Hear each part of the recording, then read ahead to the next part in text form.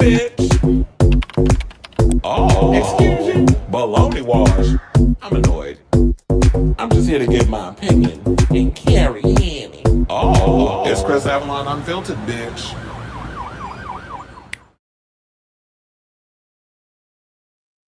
How you doing?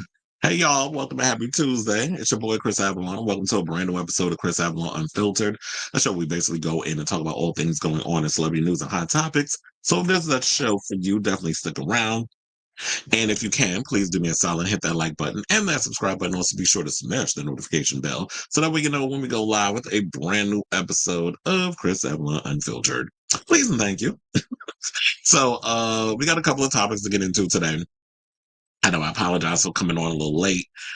It was a struggle trying to find some good tea to spill today because it's a little slow in the industry, but I managed to find some things. We're going to talk about it. So there's we talked a little bit about Scream 7 yesterday. There's some plot stuff that's coming out, some alleged spoilers. So we're going to get into that. Plus, there's word on the curb that Ariana Grande is being eyed to appear in the new Matrix movies. So we're going to talk about that. We got to talk about 6 actors. Black Panther, they're talking about rebooting it or whatever the case is. They have to find a new actor now that we lost Chadwick Boseman. So I came across this article. They had 6 actors who could play the MCU's new T'Challa. So we'll go through that and give our thoughts. Plus, there's rumors swirling that TikTok, Elon Musk trying to buy TikTok. So we're going to talk about that. Plus, speaking of TikTok, there's this viral video that's going, a viral video that's going viral. That doesn't make sense, but a viral video on TikTok that features Cyndi Lauper, and people are going in on her, making a lot of misogynistic ageist comments, and people are coming on her defense. We're going to talk about that.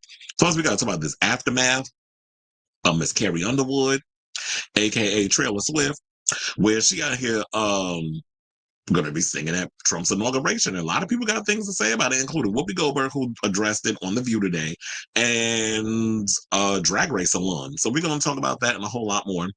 And how everybody is Team Kelly Clarkson in this whole situation, saying that she a class act. But anyway, so we'll talk about that. Plus, we got to talk about Allison Holker and this NDA chat. So the tea is coming out about it. Apparently, somebody had recorded a video of her even admitting why she did what she did, had him sign an NDA so she could be the first one to spill Twitch's tea and try to make a coin off it. We got to make sure and make it our mission for this book to flop. I'm sorry. If y'all want mental health help, whatever, there are resources we could go about it, not through this dusty ass bitch. Damn, I've only been on 2.5 minutes and already I'm cussing. My bad. Hopefully the algorithm don't get me. Oh, and we got to talk about Blake Lively because more stuff is coming out about her, including a comment.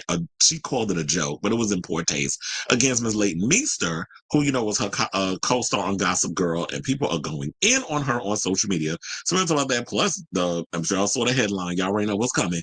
Justin Bieber apparently is no longer following Usher, and some people think it has to do with his connection to the diddler. So we're going to talk about that. Plus, Colman Domingo thinks it's weird that people are out here labeling the homosexual actors.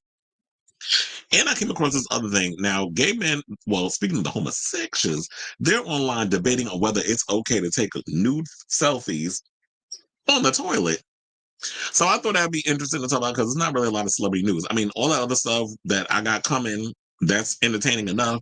But I was like, we could add a little something up in here. We can get y'all to debate over some of this stuff. So yeah, those are the topics. Plus, if anything else pops up throughout the day, we'll talk about it. But before we get to the topics, I want to give a huge shout out and condolences.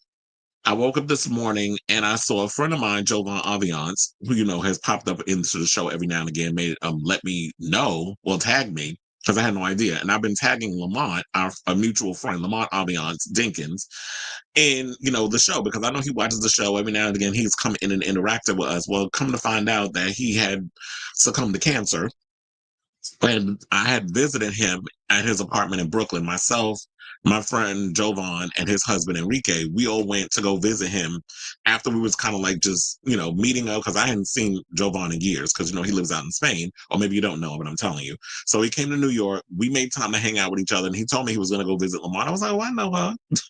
So we all took a trip out to Brooklyn, had a fabulous apartment, and he told me how much he was spending. I'm like, for a 1-bedroom, almost $3,000, bitch. This is why I hate New York sometimes, because the rent be too damn high. But besides all of that, we hung out with old girlfriends, kikiing, talking shit about everybody, the gay, we homosexuals do. and not realizing that was going to be the last time we were going to see each other. But I know he had just come out of the hospital. Um, he was barely unrecognizable because, you know, cancer sucks. And you know what cancer does to people when you be going through it. Like, I've seen that with my grandmother. So, who died of cancer, like, literally a month after 9/11. And so, hearing this news, it just, you know, I was just really sad today. So, I was, so I'm trying to use the show as a pick me up to get me in the right, the best of moods and things. But I just want to give that shout out because Lamont was a good one. And as I said before, cancer sucks, child. So let me hit my banner. Robert says hello. And Clinton says, how you doing? No, I said, how you doing? He said, how y'all doing? Well, y'all already know how I'm doing because I just told y'all. But, you know, I'm gonna put on a happy face. I'm not gonna let, you know, my other stuff affect the show. You know, the show must go on. I got to keep the show going. And that's the same thing, like, oh, I want to ask y'all because it's not even a part of the show, but since it's like the show must go on, I have seen this debate on social media where people are getting mad. Well, Tommy Lee particularly is getting upset because apparently there are celebrities out here who are still promoting their stuff, you know, amid the big wildfire that happened in LA. You know, Beyonce already canceled whatever she was supposed to announce today. I don't know when she's going to announce it, but apparently she postponed it. I think even though she was joking, Hope Giselle got on social media, was like her calling Beyonce, cussing Beyonce out because she was like, you could have did this at any other time, but you just choose today to make this announcement that you're gonna postpone. I already know, like, the weekend postponed his announcement and all this other stuff. And so my question is there a time frame of when celebrities need to not postpone, I mean, to announce something out of respect for what's going on in the LA fires, or is it a the show must go on type situation? Because I could get why people are doing what they're doing, but I don't feel like the world should stop on its axis all because, you know, half a damn California done burst into flames and it's nothing but ash and look like a scene out of The Walking Dead. So I don't understand. Like, I get it, but then on the other hand, I'm just like, not everybody is inclined to have to stop. The world can't stop on its axis because it is one little situation. And I'm not just saying putting it in this situation because a lot of people tend to think that what happened in California is only affecting rich people, which is not necessarily true. There's a lot of people who live in the Palisades and all those other places that burn that are not Hollywood celebrities and all the other stuff. They're regular hardworking people who have really good jobs who have been able to put money into the home and or build an apartment, whatever it is that they're living in those neighborhoods. So that was just a genuine question that I wanted to put out there. Chad, you always in the shower when we on the live. but but anyway, so okay, so now let's get into our first topic after, you know, without further ado and all the other shenanigans that I had to infiltrate with y'all or tell, you know, put up in the situation. Let's get into our first topic and let's talk about Scream 7. So you already know, like, Scream 7, I believe as of today, it is officially like they're a week into production. Kevin Williamson, who wrote the original Wes Craven slasher classic, is behind the lens of this film. So he's directing it. And we know that we have Nev Campbell coming back. Courtney Cox is coming back. They have a whole new cast of characters. There's been a lot of things that's been floating around saying like Celeste O'Connor and Mason Gooding have been shooting a lot. So they're assuming like they're going to be possibly the new co-leads in this franchise. I would like to have Jasmine Savoy Brown come back. But for the looks of it, it doesn't look like she's coming back. We already know, like, we haven't heard about Patrick Dempsey, but I have a strong feeling he's coming back. It's just a matter of time how they can figure out scheduling and stuff. But then again, if you're doing this movie, y'all should have been able to figure out people's scheduling a damn long time ago. But I understand things happen, but they'll make it work. And so we don't even know when Nev Campbell is supposed to come on set and start shooting her scenes. But I'm sure they'll work it out. Look, they got until what is it, like, in possibly, like, they're shooting this movie until about mid-March or something or another. So they got plenty of time to figure out what they need to do. And if anything, if they need to go in and do reshoots, they have the whole year. The movie does not come out in theaters until February of 2026. So even if they need to go in, do reshoots, add a couple more things, Spyglass can put up the damn money. They'll figure it out. and they'll be able to work everybody's schedule around whatever situations. They don't, for the most part, shoot movies in chronological order. So if everybody else's schedules and they're all doing other things, they can make it work. Just like how they did with Jennifer Love Hewitt before she officially came on board with I Know What You Did Last Summer. They'll figure it out with Scream. So apparently, some spoilers have hit the net, courtesy of Daniel Rittman, aka Daniel RPK, who, I did have the windmill on yesterday. I was like, child, if you don't stop spoiling stuff. But I think this is like a really bad spoiler. So, um, according to him, the scooper, he has scooped a lot of stuff, but then again, I should also point out that he hasn't always been right. And that's just with anybody. Not everybody gets it right. We're human. He's not like a machine that's always going to get, the thing right. He's not an oracle or a psychic. So apparently they're saying, so if y'all don't want to hear the spoilers, you could definitely mute it and just wait until this segment is done. But they said the next installment of the horror franchise will once again feature more than two killers. So they said, honestly, this wouldn't be too surprising since the third film is the only one that didn't have at least two ghost faces working together. Because, you had Roman, which was Sydney's illegitimate brother that she didn't know about, who was, I believe, a product of the R word when the mother was an actress in Hollywood, and apparently got Harvey Weinstein, I believe, by Lance Henriksen's character, if I'm not mistaken, because he was kind of molded after Harvey Weinstein. And you already know Dimension was a subsidiary of Miramax, which was run by the Weinsteins. So, and they said a previous rumor claimed that the story will revolve around Sidney Prescott, Gail Weathers, and some new characters defending Sid's family from some kind of Ghostface cult. Now, exactly how many mass maniacs will be targeting or returning heroes remains to be seen, but we haven't heard. But we have heard that there will be a big time jump following the events of the last movie, presumably to allow Sidney's children to have grown to appropriate slasher movie age. Well, here's the thing. To me, I don't understand the whole time jump in regards of having to have grown children. You could have made them kids. I mean, hello, we've seen enough horror movies where they've had kids in it. How the original Halloween, Lindsay Wallace and Tommy Doyle were not teenagers. They were like, I would say between the ages of 8 and 11, or I would say they checked the box between 9 and 12. So y'all could have had them that young and put them in peril. I don't understand why we can't have like kids around that age. I feel like if they would have made them like that young to preteen, I would have pretty much liked it. But if y'all going to do a full-time jump, like we in an alternate universe and make them teenagers, I'm like, I'll go along with it. First of all, it's a freaking movie. We could also suspend our disbelief. They do it all the time in soaps and other TV shows that we've seen throughout the years. I don't know why everybody trying to act brand new, like this is a hard pill to swallow, that we're going to age Sydney's children to be teenagers. It's possible. You can make it happen. So, but then also with the situation of like surrounding it with doing the whole cult thing, that was an original concept that Kevin Williamson was going to do for Scream 3, but it didn't work out.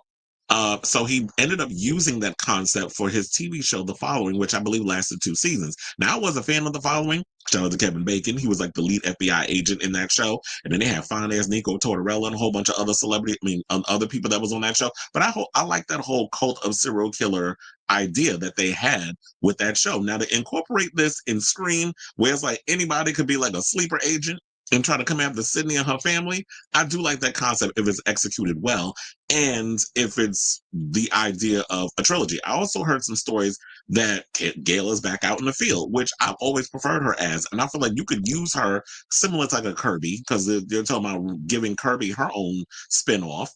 I believe as a series. Now, if you have it similar, I guess make her like sort of like the Kevin Bacon of The Following type of character in the Scream universe, or whatever, however the hell you want to call it. So if they did something like that, I think that would be really cool. Gail out in the field as a reporter, I kind of like that idea, because then it's sort of like it leaves her open to always having a reason to be in the franchise versus just, oh, I'm in New York being like Kathy Lee. I'm aging myself.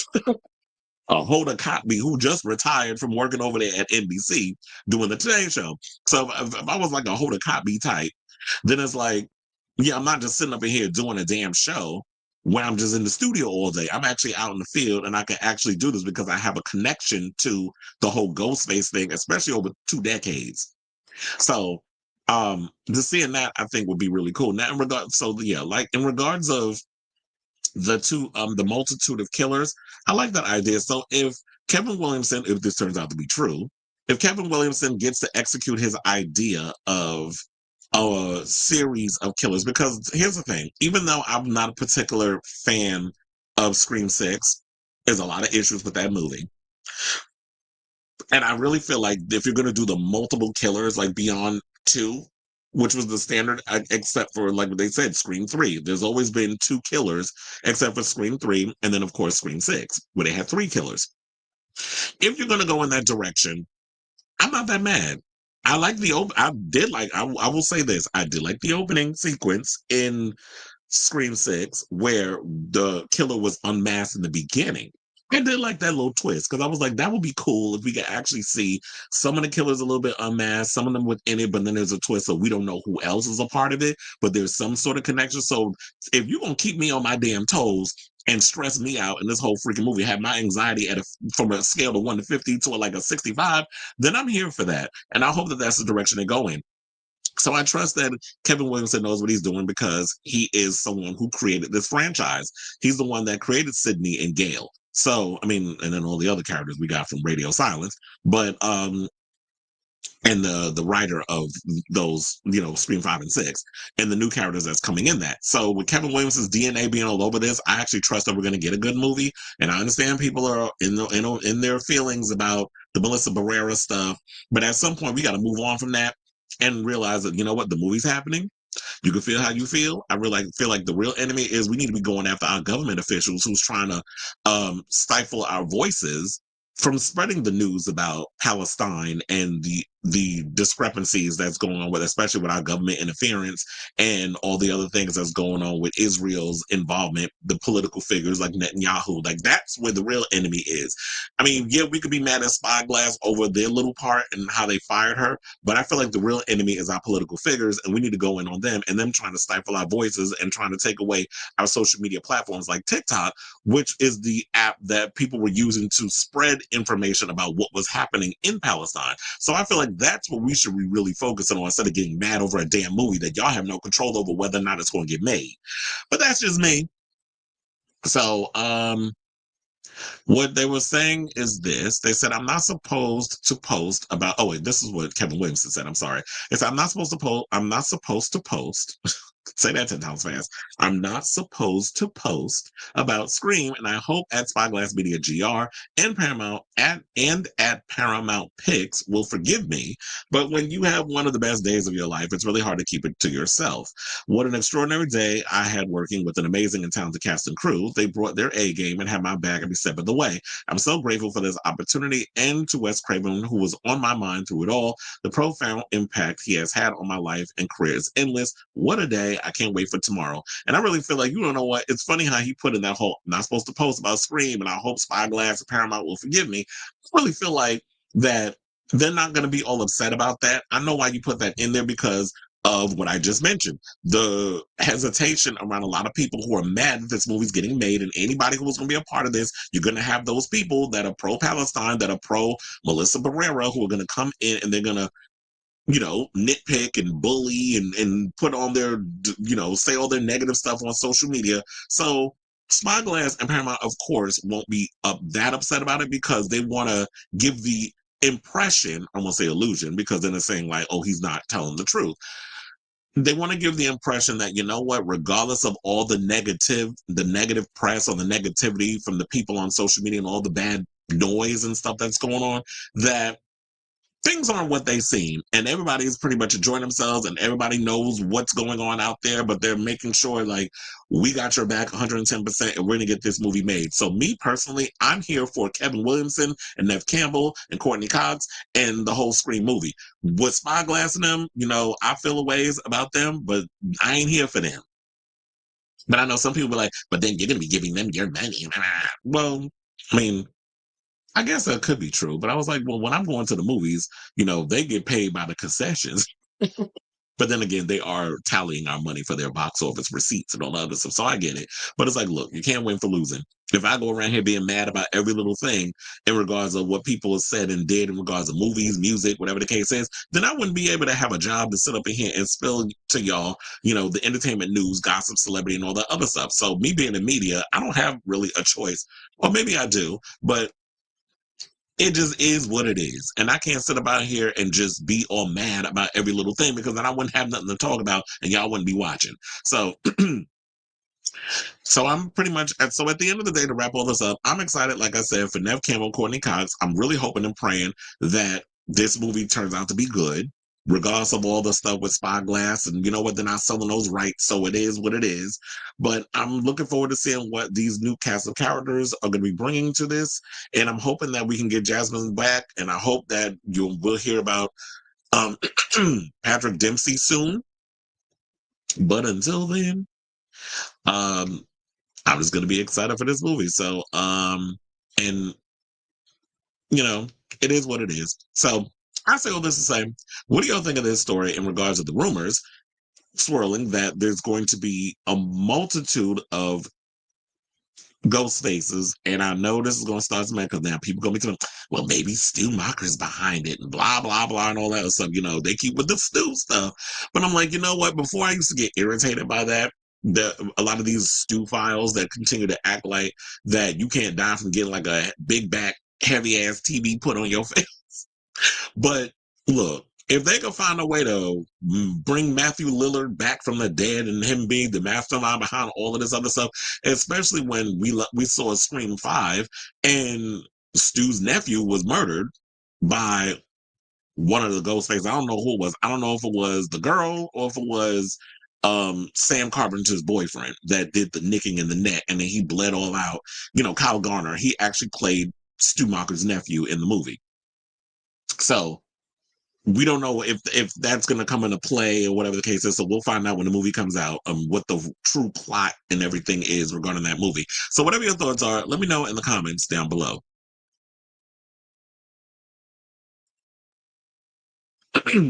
Okay, so we have comments. It said major devastation like this. Yes, it's major. Air flights, railroads, etc., etc. Oh, hey, Magical Mermaid, how you doing?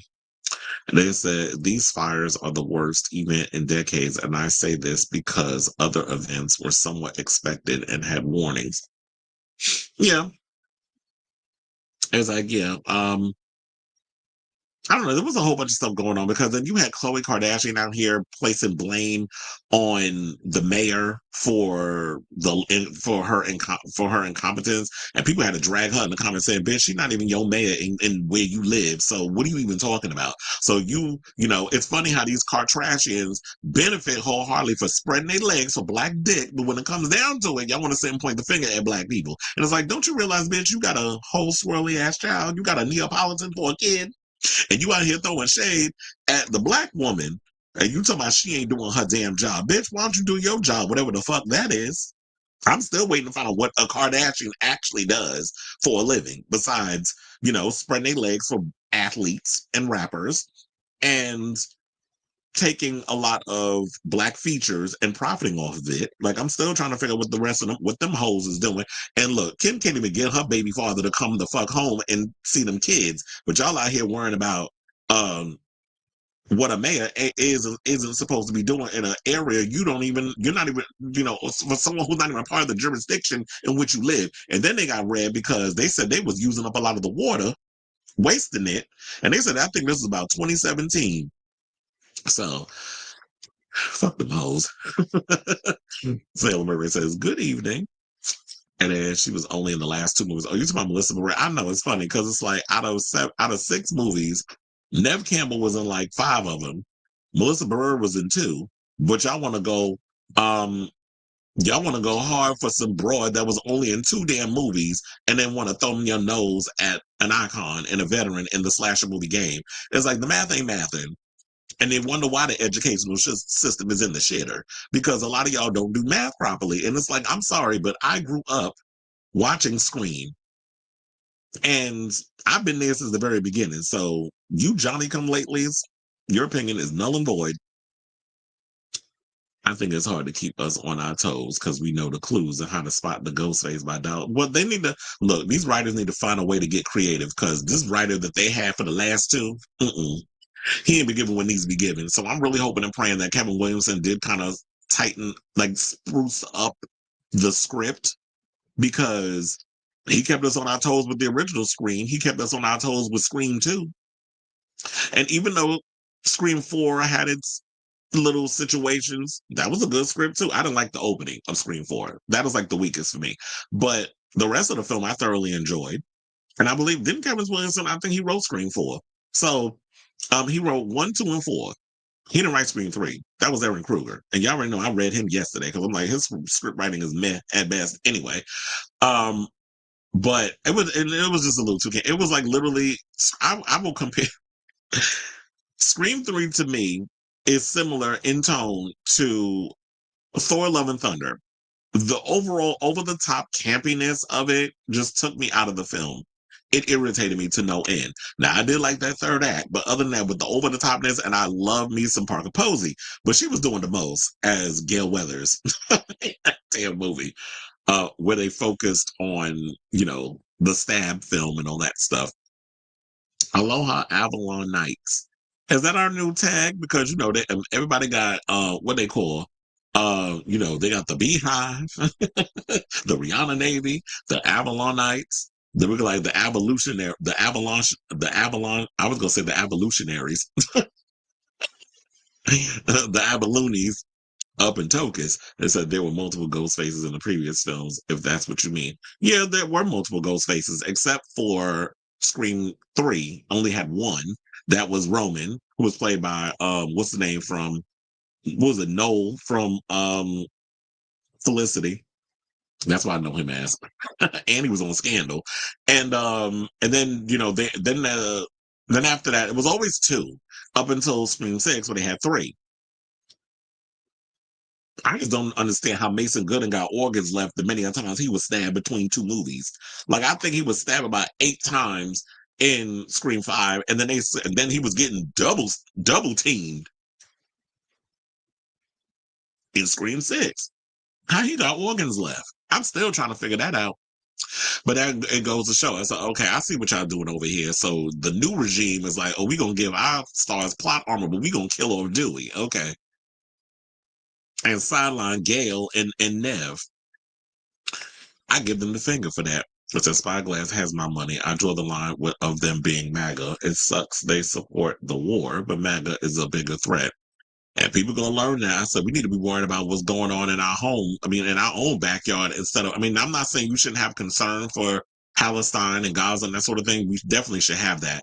But we got bigger fish to fry in this country that we got to work on what's going on here before we can start giving a damn and wanting to give our stuff to other people that we can't even reach.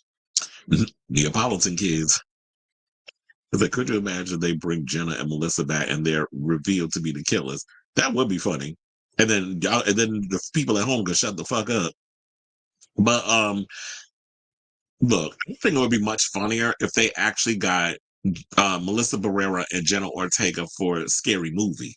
Well, if they could get them to pop up in the Scary Movie sequel that's coming out with the Wayans is writing it. What is it? Keenan Ivory Wayans is writing it, and Marlon Wayans is writing it. I don't know who's directing it. I would love to see Keenan Ivory Wayans come back and direct it because I just love the first two Scary Movies. Scary Movie 3, they was like, the only reason why it was good is because they stole their idea that they were going to do for the movie, but then fired the Wayans from being a part of it. So that was why that was good. But then the other ones after that, post part 3, the movies was trash. And it said they Kardashians worried about their white furniture. Yeah. That you mean that furniture that Kim and that fake tan gets her makeup and shit all over? You know who's like that too? She reminded me of Dorit, because Dorit was like, oh, I can't, or was it Erica Jane? She's like, oh, I can't sell the furniture because they be wearing makeup on their legs. So I'm like, damn, who got time to be out here put makeup all over your entire body? Like y'all some damn drag queens. But the drag queens, they do it if they a whole nother color, like if you blue or green. These bros be literally walking out of their house with spray tan makeup on their legs. And got the nerve to have nude furniture. Mhm.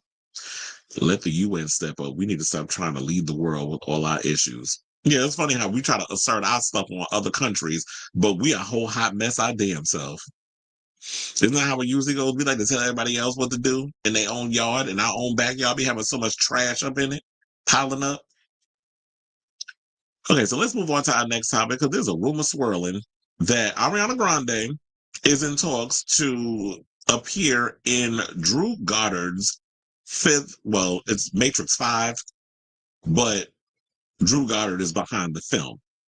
Now, Drew Goddard is somebody who I actually like. He was behind The Martian. He wrote The Martian and he directed Cabin in the Woods, which I absolutely love. That was a movie I think Chris Hemsworth was in that before he was even famous, but because of the success, I believe it came out around the time of like Thor or whatever. Because of the success of Thor, they pushed the movie to come out, and the movie did really well. And Drew Goddard's also worked behind the scenes on other shows like Buffy and Angel and that sort of thing. So when he's kind of in that wheelhouse of those type of shows and supernatural stuff, I'm like, okay, now Drew Goddard is definitely somebody I'm looking forward to seeing what he brings to the Matrix because I feel like after the first film, the Wachowskis didn't know what the hell they was coming up with. They were just trying to keep that thing going because, it was such a successful movie. Warner Brothers was like, it kind of felt like it was giving, and aren't they behind that movie too?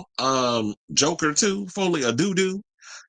So Warner Brothers, I think, got greedy because it was like, oh, this movie made so much money. I don't think there was any intent for them to make a trilogy.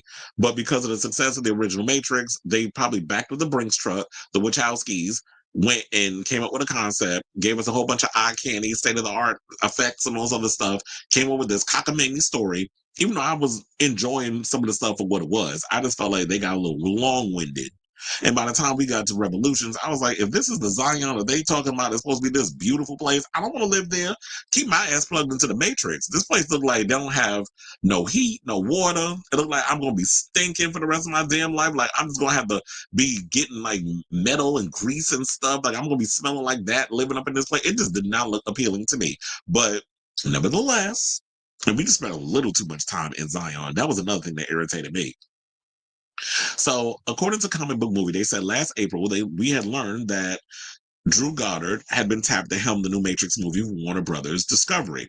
Now, rumors of a reboot or spin-off have persisted for years, and while we don't know which category this one will fall into, this could mark a return to form for the franchise. The Matrix was released in 1999 to widespread acclaim, with The Matrix Reloaded and The Matrix Revolutions following in 2003.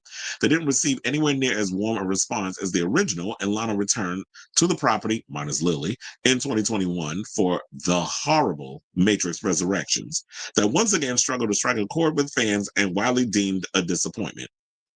Now, there's currently no word on whether original Matrix leads Keanu Reeves, Carrie Ann Moss, Lawrence Fishburne, and Hugo Weaving will be involved in any way, but a new rumor claims to reveal one of the project's leads, chicken star Ariana Grande.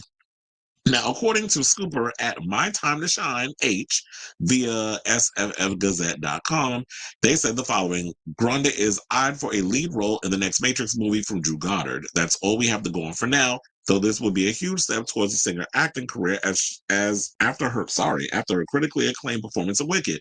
Now, Grande has previously expressed an interest in taking on a greater number of acting roles, saying that I'm gonna say something so scary, it's gonna scare the absolute shit out of my fans and everyone. I love them and they will deal, and we will be here forever. I'm always gonna make music. I'm always gonna go on stage. Because yeah, she did say at one point that she was interested in wanting to get back into musical theater and that sort of thing. Because remember, before she was this big pop star who was accused of blackfish and all kinds of other stuff, um, Ariana Grande was a musical theater kid.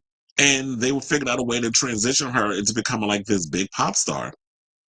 And whoever was in charge of that, I guess Scooter Braun and all the other people that she had within that team, it worked. And a lot of people was feeling her. But I feel like now at this point, I do feel like musically she is creatively stifled. I did not like Eternal Sunshine. of the boring mind or boring kind, whatever the hell you want to call it. I was bored to death with that record, but that's what she put out, and that's what the Arianator is like. Okay, if you like it, I love it. Me personally, I didn't care for it. And, she's been accused of, in a lot of ways, of having this sort of identity crisis when she changes up her voice. One minute she's, yeah, what up, and the next minute, oh my God, it's so amazing. I'm doing this little child voice. And, that stupid voice. I was like, girl, who are you? So sometimes I'll be sitting here wondering, like, okay, are you having an identity crisis? Because I don't be knowing who Ariana Grande, which part of her is going to show up today. It just feels like she just giving me like multiple personality identity crisis tease. But for many years, it has worked. And I'm sure that she loves Black music and she likes the culture and she likes R&B and all this stuff. But she got to also realize that because of who she is and how she looks, she benefits from it wholeheartedly. And so I don't think she means anything means any disrespect, but I'm just talking about the overall industry aspect of like how they are easily wanting to usher in white artists who do Black music. We already heard Money Long talking about it, how, a lot of people in the industry wanted her to sit up in here and write songs, Black songs, R&B, hip hop, that sort of thing, that whole type of energy and vibe, and give it to white artists. So it's easy to push them out there, but y'all want to put Black folks in the back seat. Like, we not the founders of this shit. Y'all not going to colonize R&B and hip hop like y'all did with country. Y'all can have that. And I know Beyonce want to do her little edutainment thing, and it was cute or whatever. But y'all not going, we're not going, nope, no ma'am, we're not going to do it. But to get to this, if she wants to take some time away from music, look, she's put out enough albums. She did what needed to be done with the music. You make way more money being an actor, quiet as is kept. And if she wants to go on and explore different things, then that's great. However, with this whole Matrix thing, I'm not here for it. I was like, no, we don't need somebody who Little Kim height trying to do wire food. It just, to me, is not going to work. It's seeing somebody that's still, who's like in her 30s, who's looking like she every bit of 12 still, whatever accent she gonna put on or whatever the case is, if she could pull off doing this stuff. So I'm not necessarily buying this, but if she does get cast, you really gonna have to convince the hell out of me as a Matrix fan that I would want to sit through that. Now, this ain't the first time that we've had people that were musicians that have been a part of the Matrix. I believe at one point Madonna said that she was approached to play Trinity. I think also Janet Jackson said that she was, if I'm not mistaken. So they have approached people before. Remember at one point, Aaliyah, may she rest in peace, was supposed to play Z, Harold Perrineau's wife, in The Matrix Reloaded and Revolutions. Unfortunately, she passed away in the plane crash, so she never got to fulfill that role. And I was dying to see her be a part of that franchise because back then when the Matrix first came out, I was a hardcore Matrix fan. Before we saw Reloaded and Revolutions, because they shot those movies around the same time. So when the Matrix came out, because of my love of the original film, I was really excited to see what she was going to bring to this. Because even though Romeo Must Die wasn't the greatest film, I enjoyed her in it. I thought she had the chops to be like this next big major actress who was going to have like this career being a triple threat: singer, dancer, actress. And to me, Aaliyah was on her way of having that, but she never got to fulfill that because, the whole situation that happened with the plane crash. So they ended up hiring. They ended up replacing her with Nona Gay, who was Marvin Gaye's daughter. She ended up going in and playing Z. But she also said this. She said, "I'm always going to do pop stuff. I pinky promise, but I don't think doing it at the rate that I've been doing it for the past 10 years is where I see the next 10 years. I think I love acting. I think I love musical theater, reconnecting with this part of myself. I love comedy, and it heals me to do that. Finding roles to use these parts of myself." And look, I've heard a lot of great things about her in Wicked. I still have not gotten around to seeing it yet, and I'm not trying to discredit her as an actress because I'm sure she could probably pull it off. However, in this world of the Matrix, I just don't see her in that part.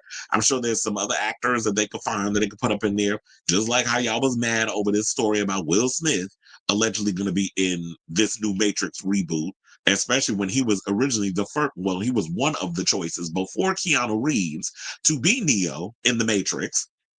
But a lot of people's like, oh, I can't, because Keanu Reeves did such a great job playing Neo, they can't see nothing past, Will Smith wanting to be a part of this, even though he was approached before, like I said, Keanu.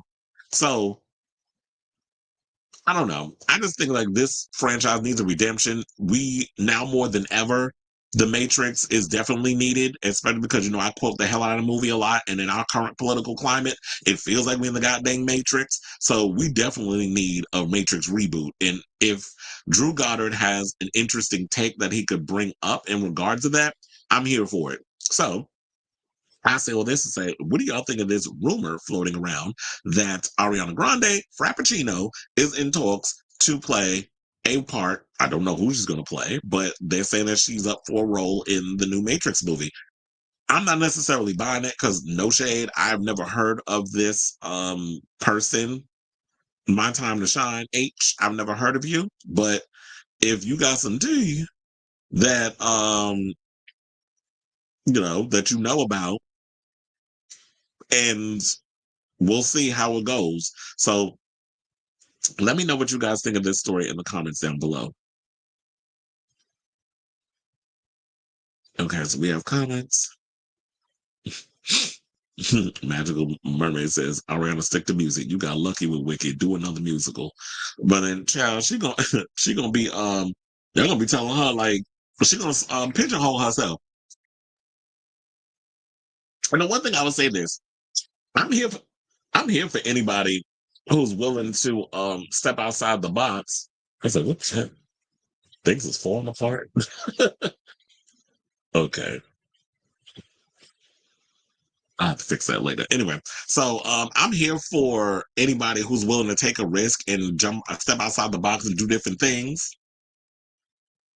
Then there's some people who are just not good at acting and should stick to the music. So that's why I'm glad Madonna learned her lesson. Beyonce is sticking to the rivers and lakes that she's used to, which is music and not acting, because that was not her forte. And it's no shade. It's just my observation. You got to be willing to let go if you're going to be an actor. And I feel like when you look at people like Madonna and Beyonce, they're control freaks. They're not interested in, I can't see you just letting go and just becoming that character. And so Ariana Grande, who, is from musical theater, kind of like her brother, Frankie, she can do that. She can transform and become the character. So I wouldn't mind seeing her in things, but as far as like the Matrix, no ma'am. I don't know who they should put in there, but I'm just looking, but whoever they pick, not her. Not Black Ariana. Blariana. When Candace Owens says she's gonna open a whole rehab clinic, well, she need to she need to assert herself up in there. Because none of them kids look like they came out of her vagina. She like whenever I see Candace and them little white babies that she pushed out, it gives very much you is kind, you is smart, you is important. Okay, she is the help. Jada being in a few of them too. I like Jada being in it. I just hated the fact that they wasted her. But I understood like they put her mostly in the game, the video game that they had with her and the ghost character. They had them mostly throughout that, or they were like the headliners of that. I'm like, no, I want more Jada in the movie because at the time I was like a big Jada Pinkett Smith fan. And I like that she was, she was a part of the franchise, but I just felt like they wasted her. Like she had a little moment when she was on the highway, but I want to see more fight scenes with her. I said, do we need a new Matrix? We already aren't. We're already in it. Just give it a rest. If we look, I always say, if they got an interesting idea, I'm here for it. But I just feel like after the first Matrix, we still haven't gotten like a really good one. Like I can enjoy watching Reloaded because it's a lot of action, a lot of cool stuff in there. We get to see a lot of fight sequences, especially with Dio and Trinity, and so there's a lot of cool moments in that one, and I like all the philosophy. Matrix Revolutions, I was kind of bored to death with that film, but I just take it for what it is because I'm a Matrix fan. So I don't go too hard in it, but I refuse to acknowledge Resurrections. That movie, I struggled to get through that. I'm like, what the hell is going on? It was near any action. The opening sequence literally ripped off the original opening sequence from the original. I'm like, Lana, what the hell are you doing? And this is supposed to be your movie that you did with your sister. And now you're doing it like it's derivative of what you already did. Like, what is the point of this film? Is it because this thing with Hollywood now, where they're saying like, in order to keep an IP within the situation, you got to make a movie version of it. It's kind of like Lord of the Rings. We're getting a new Lord of the Rings with Andy Serkis, and so they wouldn't lose the licensing.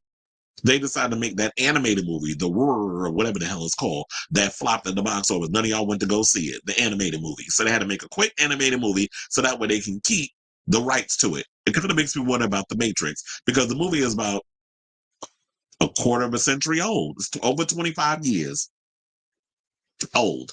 So, it kind of makes me wonder, is like, is it so, and so that way y'all don't lose the IP.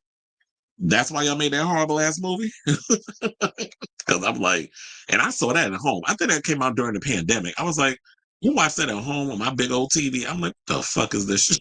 I was so mad. And then you didn't even have Keanu Reeves up there fighting. Now we seen him doing all the stuff in what the hell was that movie? In John Wick. And you got him up in here looking like he voguing. I'm like, no ma'am. Not you got him up in here acting like he a Nitra. Nogan. Throughout this movie. Saba, I heard some tea about Saw 11. And it was something I want to give a shout out to Critical Overlord because he said something. I was like, oh my God, this sounds like a great idea. First of all, you already shot yourself in the foot by killing off two of the most prominent jigsaws in the history of this franchise. I hate the fact that y'all gave John cancer. Like the cancer thing, I was here for, and then he'll take revenge and all the other stuff. Y'all should have let that go in remission. But y'all went and killed off Amanda. She was another good one. But then y'all try to bring in these other people, and y'all kept thinking that y'all could bring in these new apprentices. None of them had the impact of John and Amanda. So y'all shot yourselves in the foot with that. And I did like Saw 10. Y'all was able to find a movie within the movie to be able to do like an in-between sequel. But you pretty much shot yourself in the foot. I do think they need to reboot it.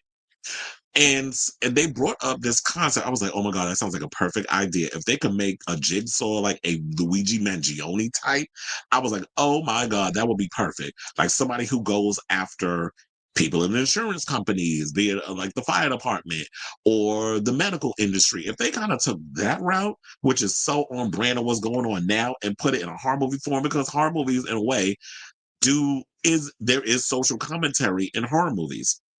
If you watch them, you pretty much know that. If you're a big horror movie connoisseur, we get a lot of horror social commentary. The biggest movie out right now that's getting a lot of that is The Substance. There's social commentary in that film. It's about ageism and misogyny. So there's that in there, swath in this whole body horror type situation. So if they went in that direction, I said, oh my God, I would definitely love that movie. But you got to come up with a jigsaw type if you're going to bring a new person that's got that tenacity and is a strong of an antagonist and a protagonist, because y'all going to need both of them, and a cop that I guess is caught up in the whole politics of it all, that understands but is going after the killer. If y'all can find a way to do that, I'm like, bitch, I would be here for it. Not already doing all the action stunts at 5 feet. That's what I said. She gonna look like a little person trying to fly around. That's just like when people talk about, oh, we need to have Cynthia Erivo as Storm. You know what? The more I thought about that, I was like, no, ma'am, we don't need it. First of all, who I think would be a perfect Storm, and I said this for the longest. I said Jodie Turner-Smith. That's my choice. I mean, I understand like from the rumor they're going younger, but Jodie Turner-Smith will always be my choice, and for them to play to play Storm. I can't see Cynthia Erivo. Number one, I heard she's like short, around maybe an inch or two taller than Ariana Grande. And number two, they said she's made anti-black statements in the past, which I didn't know about. So I'm like, girl, if you out here making anti-black statements when you eating the coochie of alleged, well, not alleged, honey, it's a fact. You out here eating the coochie of Miss Lena Waithe, who left her wife for you allegedly, then I'm like, we don't need no philanderers, and we damn sure don't need no anti-black folks making comments and trying to get a part playing one of the most powerful superheroes or mutants from Africa. No, ma'am. You better pick somebody else.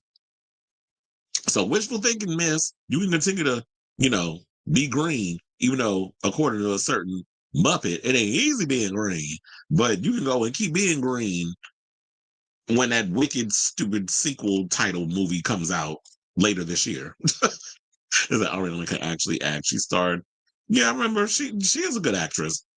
But I do agree, she ain't Lady Gaga, which I think it was a fluke when she did A Star Is Born, because every movie after that has been just trash. She wasn't that good in House of Gucci. She wasn't that good in what other movie she did besides that. She was not good in Foley I Do Do, which is currently on um HBO Max.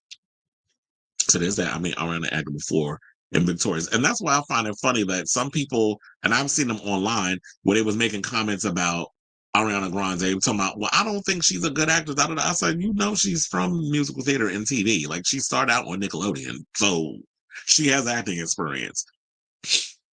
But you know, there's some people that only pay attention to whatever's mainstream. They don't know the little nooks and crannies before you get to be the big superstar that you've become. Who knows who knows, she could surprise us. Well, that's what I said. If it turns out to be true and she could prove me wrong, it's kind of like, look, I'd say that just like I say about this upcoming MCU, what is it, Doomsday and all that other stuff where it's coming out with when y'all got Robert Downey Jr. playing Doctor Doom. I'm still on the fence about that. And like I said, just prove me wrong. And because I just don't see it. He literally, I can't see nobody else doing Iron Man because he was so good in that part. But now you want to come in and be Dooms? As I know. I mean, if y'all can come up with a good story and a good, angle or whatever, I'll watch it. But I'm still on the fence. Cool, just going independent actually made me happy. She's no longer in the news. I've noticed the conservative media is not being pushed on YouTube. Yeah, I think it's because they probably went off to X. I'm noticing that a lot more progressive media is being pushed to the forefront. Like I see a lot of secular talk. Kyle Kalinski's been everywhere. I've been seeing a lot of Zateo with Mehdi Hassan. A lot of his stuff has been popping up in my timeline. There was somebody else that popped up in my timeline earlier, but I've always been a fan of like secular talk and all of that other stuff. So yeah, they got some good folks out here who are doing the Lord's work and not out here being fake and phony with the stories regarding. There was one that I was like, I like a lot of their stuff too. The name doesn't escape me. That's why I'm like scrolling through my phone trying to remember. Oh, Sabby Sad is another one that I absolutely love. She don't be pulling no punches in regards of some of the stuff she says. The Vanguard is another show that I absolutely love watching. They sit up and they keep track of a lot of the pundits and stuff that be online. They just interviewed Kyle Kalinske in an interview yesterday. That's why I was late coming on to the show yesterday because I was watching a little bit of it. And the Vanguard is actually good too. And before that, they had an interview with Mehdi Hassan. So if y'all really want to get up in it and hear some people that's going to tell you the truth and are not bought and paid for and are not selling their souls for a check like that dumbass lump on a log Joe Rogan or TYT or Joe Big Head ass Scarborough and Mika, that dumb donkey. When you got all them people up in there who have gone down to Mar-a-Lago to lick the crack of Trump's ass, those are the ones that I live for. Matrix and musical. Don't give them no damn ideas. Do y'all know I actually saw a musical of The Evil Dead? That shit was hilarious. Years ago, they came out with Evil Dead the musical. It was off Broadway. And come to think about it, now that I think about it, I believe it was at the same theater they're doing Drag the Musical, which Alaska has stepped down from, and they actually have Jimbo stepped in. I was like, because a friend of mine was like, have you ever been to this theater that they had it at? I was like, no, but then I'm thinking about it, I was like, oh, maybe I think I was here, because I think this is where they did Evil Dead the musical. That musical was everything. They even had like the blood, like they had a splash zone in the front. So it was like, yeah, the scene when you watch Evil Dead and they have that over the top blood splatter. They had that in the movie. Luckily, I wasn't in the first two rows, but they give you like a little raincoat, poncho type situation. But yeah, so don't give them no ideas because you'd be surprised. They'll probably have like Matrix the musical and all that wire food. Remember what Madonna did in the Drown World tour? They'll have something like that up in there. Nosferatu original just ended public domain. Oh, what do you mean? Like they lost the rights to it, so anybody can go in and make a Nosferatu movie, kind of like what they're doing with Mickey Mouse, and which David Howard Thornton is about to play Mickey Mouse in a slasher. I saw that online, but I forgot he was doing that. Speaking of Storm, I'm loving the love she's receiving from her comic that came out. I also played her on Marvel Rivals. I don't know what the hell I was doing, but it was fun. I've been hearing good things about Marvel Rivals, actually.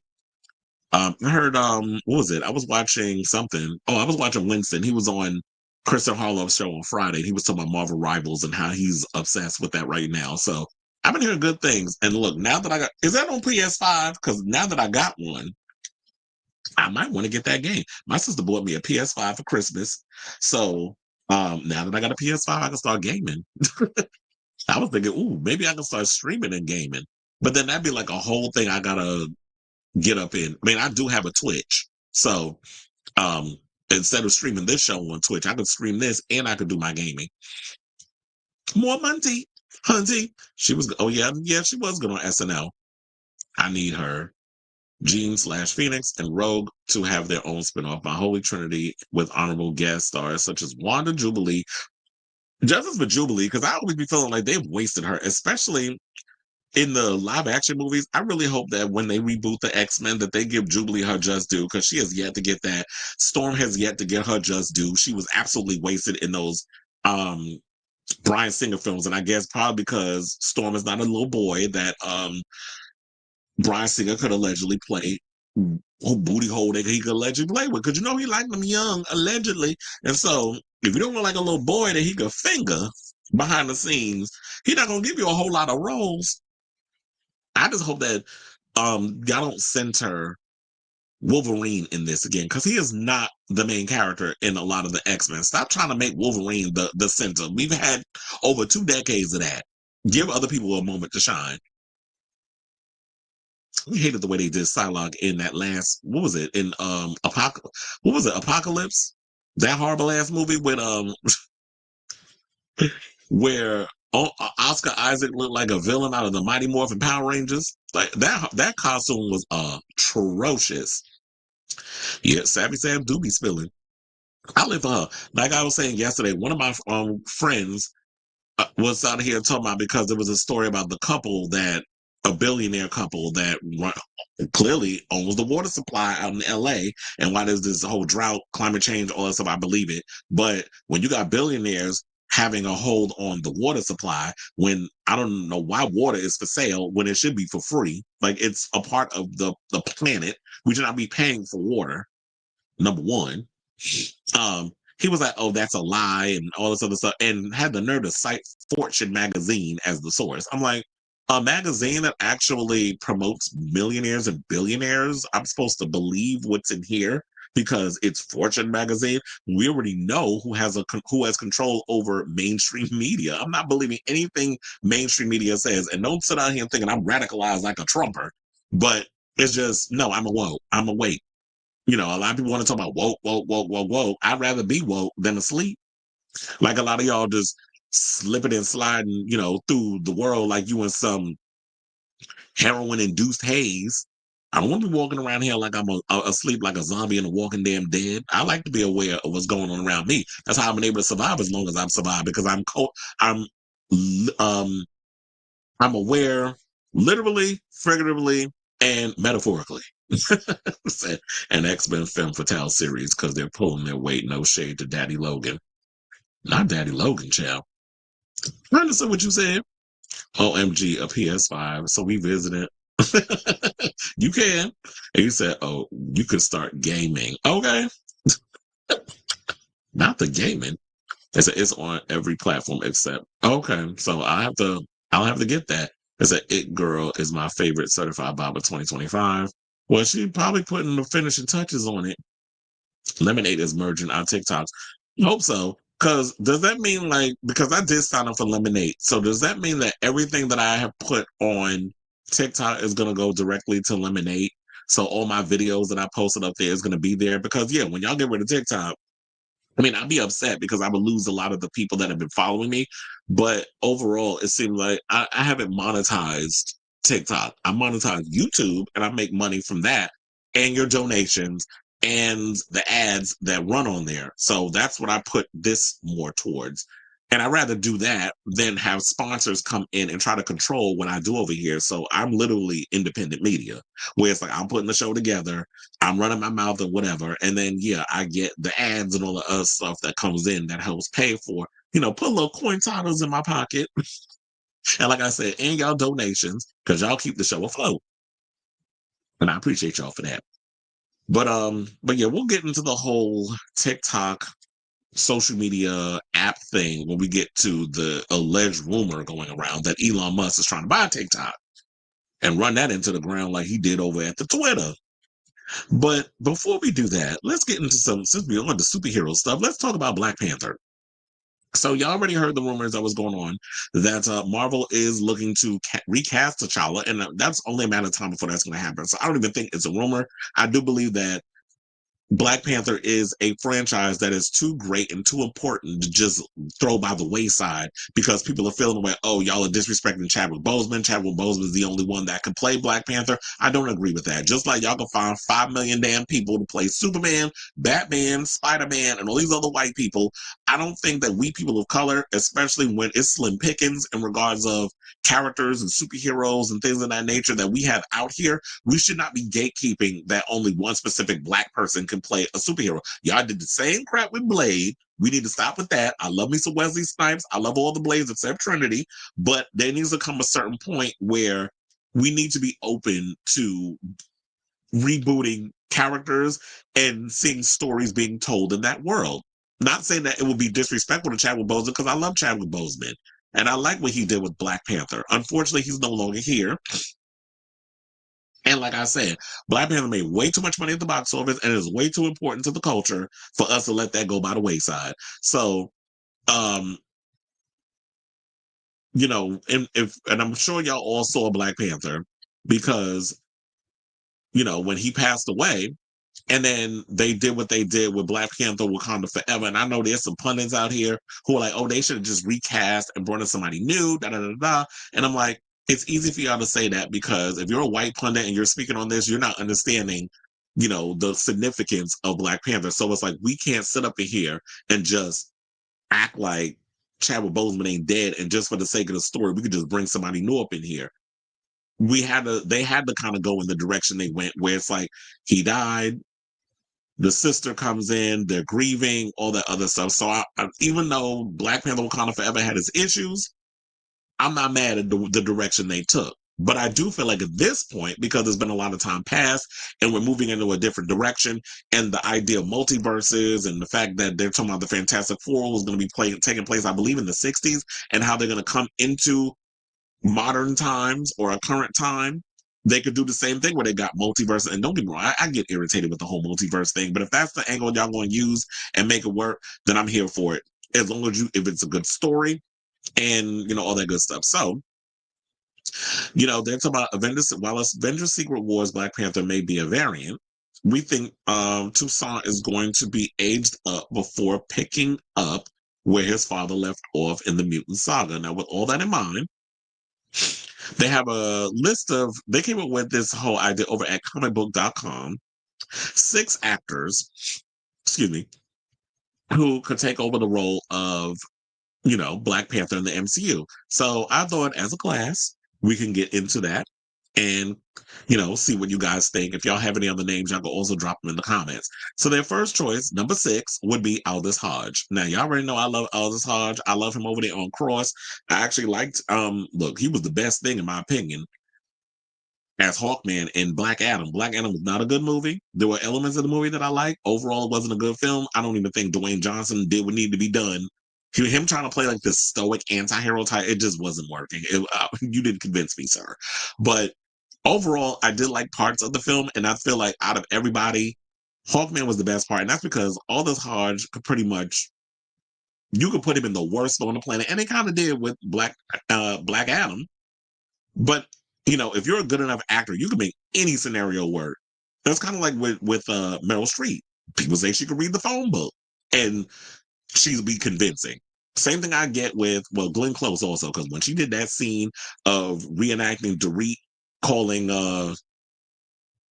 Camille Grammer, the "See You Next Tuesday" and all that other stuff, that was the cackle of all cackles. Y'all could go online and look up that video. But anyway, I feel the same way about Aldous Hodge. And like I said, I love him on Cross. It's a great show. If you have not checked it out over on Prime Video, definitely give that show a shot. It is getting another season. So definitely check that show if you got a chance. So, and also me looking at Aldous, he definitely has the physicality to play T'Challa. I also think he could bring a different edge to him. Whereas Chadwick Boseman's T'Challa came with this sense of uncertainty and this whole thing of like, well, T'Chaka was killed in the explosion, so now I have to step up to the mantle and become Black Panther. There was a sort of uncertainty there. If you go into this new Black Panther, what all this could bring to it is sort of this sense of confidence. He's got a little edge to him. He's already been in, he's deep in the pocket of being Black Panther. So if you could bring sort of that energy and that swag and that sense of edge to this character and not have him just sort of like, oh, well, I don't know if I can be, if I have the ability of what it takes to want to take over and rule Wakanda. Like, we don't need that. We don't need no origin story and all that other stuff. Just have him already in the situation and have him give us that edge and that sort of thing. I'm here for it. So they were also saying that Hodge would be well-received choice to bring either a T'Challa variant or an adult version of the boy we first met in Wakanda Forever to life on screen. However, there's still plenty of other exciting possibilities. So I know a lot of people are not really feeling the idea of him being like the son of T'Challa, but if you could find a way to make him a variant, I would be here for that. But if y'all gonna age him up, then we'll see. But how y'all gonna make Lupita Nyong'o look like his mother if he's gonna be an adult version of her? Even though we've seen movies where there's actresses who there was like a 5 or 7 year age difference, like I guess Colin Farrell and Angelina Jolie playing his mother and Alexander, and they wasn't that far in age. I mean, away from each other in age. So the next person they picked is someone by the name of Jovan Adepo. I'm not really familiar with him, but they said he has appeared in such projects such as Fences, Mother, Explanation Point, Babylon, and His Three Daughters. And they said on TV, we might have seen him in shows such as The Leftovers, Jack Ryan, When They See Us, and Three Body Problem. Now, I will say this. I did watch Three Body Problem, so when they said that, I was like, oh, yeah, I remember him. Because I did like that show. That was over on Netflix, if you haven't seen that. When They See Us, I have not gotten around to see that. Jack Ryan, I definitely enjoyed. The Leftovers, I had heard so much about that because I know Justin Theroux was a part of that show. And y'all used to I just knew the show for the controversy. Everybody talking about his peen print. So that's what I'm familiar with. But overall, this actor, besides, like I said, Three Body Problem and Jack Ryan, I'm not really familiar with his body of work. But they also said that, he was in such projects such as Hooded Justice, in Watchmen, the series. And so he's definitely got the talent and all the other stuff. But as far as seeing him as T'Challa, sorry, but no. It's nice that y'all trying to diversify this list, but I don't see him as T'Challa. Now, the next person they picked is John David Washington, who is the son, or maybe not know, is the son of Denzel Washington. And over the years, John David Washington has definitely proven himself to be a household name, a force to be reckoned with in regards of talent. And of course, you already know the spoiler that his father is supposed to make an appearance, Denzel, in Black Panther 3 because he spoiled that when he was out promoting Gladiator 2. He went off and said that, that Ryan Coogler is writing a part for him. So to have that sort of wink, wink nod of John David Washington being in the movie as T'Challa, a variant T'Challa, and then having Denzel in the film, I don't know who they're going to have him play. Probably like somebody who is a king of some part of Wakanda. They'll figure all that out, but he does give me ruler tease. I don't know if they'll probably have him be a villain. I mean, it would be cool to see Denzel's a villain. I mean, he won an Oscar for playing one with Training Day, so I could definitely see, him kind of going into that. But we'll see whatever Ryan Coogler decides to come up with. But so far, I would say Aldous Hodge and John David Washington are my top 2 choices. And I like John David Washington. He was in Black Klansman. He was also in, and that was an okay movie. The Creator, I actually like. I went to movies to see that. And you want to talk about somebody who could direct an action film and on a small budget and make it look expensive? The director of that movie did that. I also think, I forget the director's name, but I believe he's also directing the new Jurassic World movie with Scarlett Johansson. And then, of course, he did Tenet. I still don't understand what the hell was going on in that movie, but I will say this. I enjoyed Tenet for what it was. Shout out to Christopher Nolan, but I like Tenet. Even though, like I said, I didn't know what the hell I was watching. And as many times as I've watched that movie trying to figure it out, I still am confused. And I have to ask one of my friends if he understood that freaking movie because he's a hardcore Christopher Nolan fan. I'm a Denis Villeneuve fan, so we have either and their styles are kind of similar and like the aesthetic and the overall original type of projects that they go and they make. And even if they do remake versions of something that already exists, like Denis with Dune and Christopher Nolan with the Batman trilogy, they find ways to put an original or an interesting original or entertaining spin, maybe all three, on something that on a pre-existing IP and their original content as well. So yeah, that's all I got to say on him. Now, the next person that they have is John Boyega. Now, I like John Boyega. I still feel like we need justice for John Boyega after they did him dirty in them damn Star Wars trilogies, the sequel ones. Like, I liked him in The Force Awakens. But then after that, it just seemed like y'all were on the right track with him, and then y'all kind of just backpedaled on wanting what y'all were going to do with his character. And y'all basically just had him running around, wasting our time and his time, just trying to make him like give him something to do. And it's like y'all didn't know what to do with his character. I mean, but then sidebar, I did kind of like the idea they were kind of alluding that there might have been some homoerotic chemistry between him and Oscar Isaac. I would have loved to have shipped that situation if they would have went there, but it just feels like y'all were trying to do something like be more diverse with the franchise, and then you know the incels got on social media with their woke BS and started trying to, go in and it feels like that people behind the Star Wars trilogy got scared and they tried to back off a little bit because you had the racist incels that would get online and making comments about him and Kelly Marie Tran and any kind of diversity they were trying to bring to Star Wars. When I'm like, if it's long ago in a galaxy far, far away, y'all can accept all these different aliens from worlds, but God forbid we have a black person, an Asian girl, and a Latino like Oscar Isaac, but I don't think he got as much heat as they went after John Boyega and Kelly Marie Tran, who got to the point where she almost quit Hollywood because y'all was over there bullying. So I wouldn't mind John Boyega, but I feel like it would be somewhat divisive if y'all were to put him in there, especially because, Star Wars and Black Panther are part under the umbrella of Disney. So I don't know if the way that they did John, I doubt he would even want to become like jump on another Disney run franchise.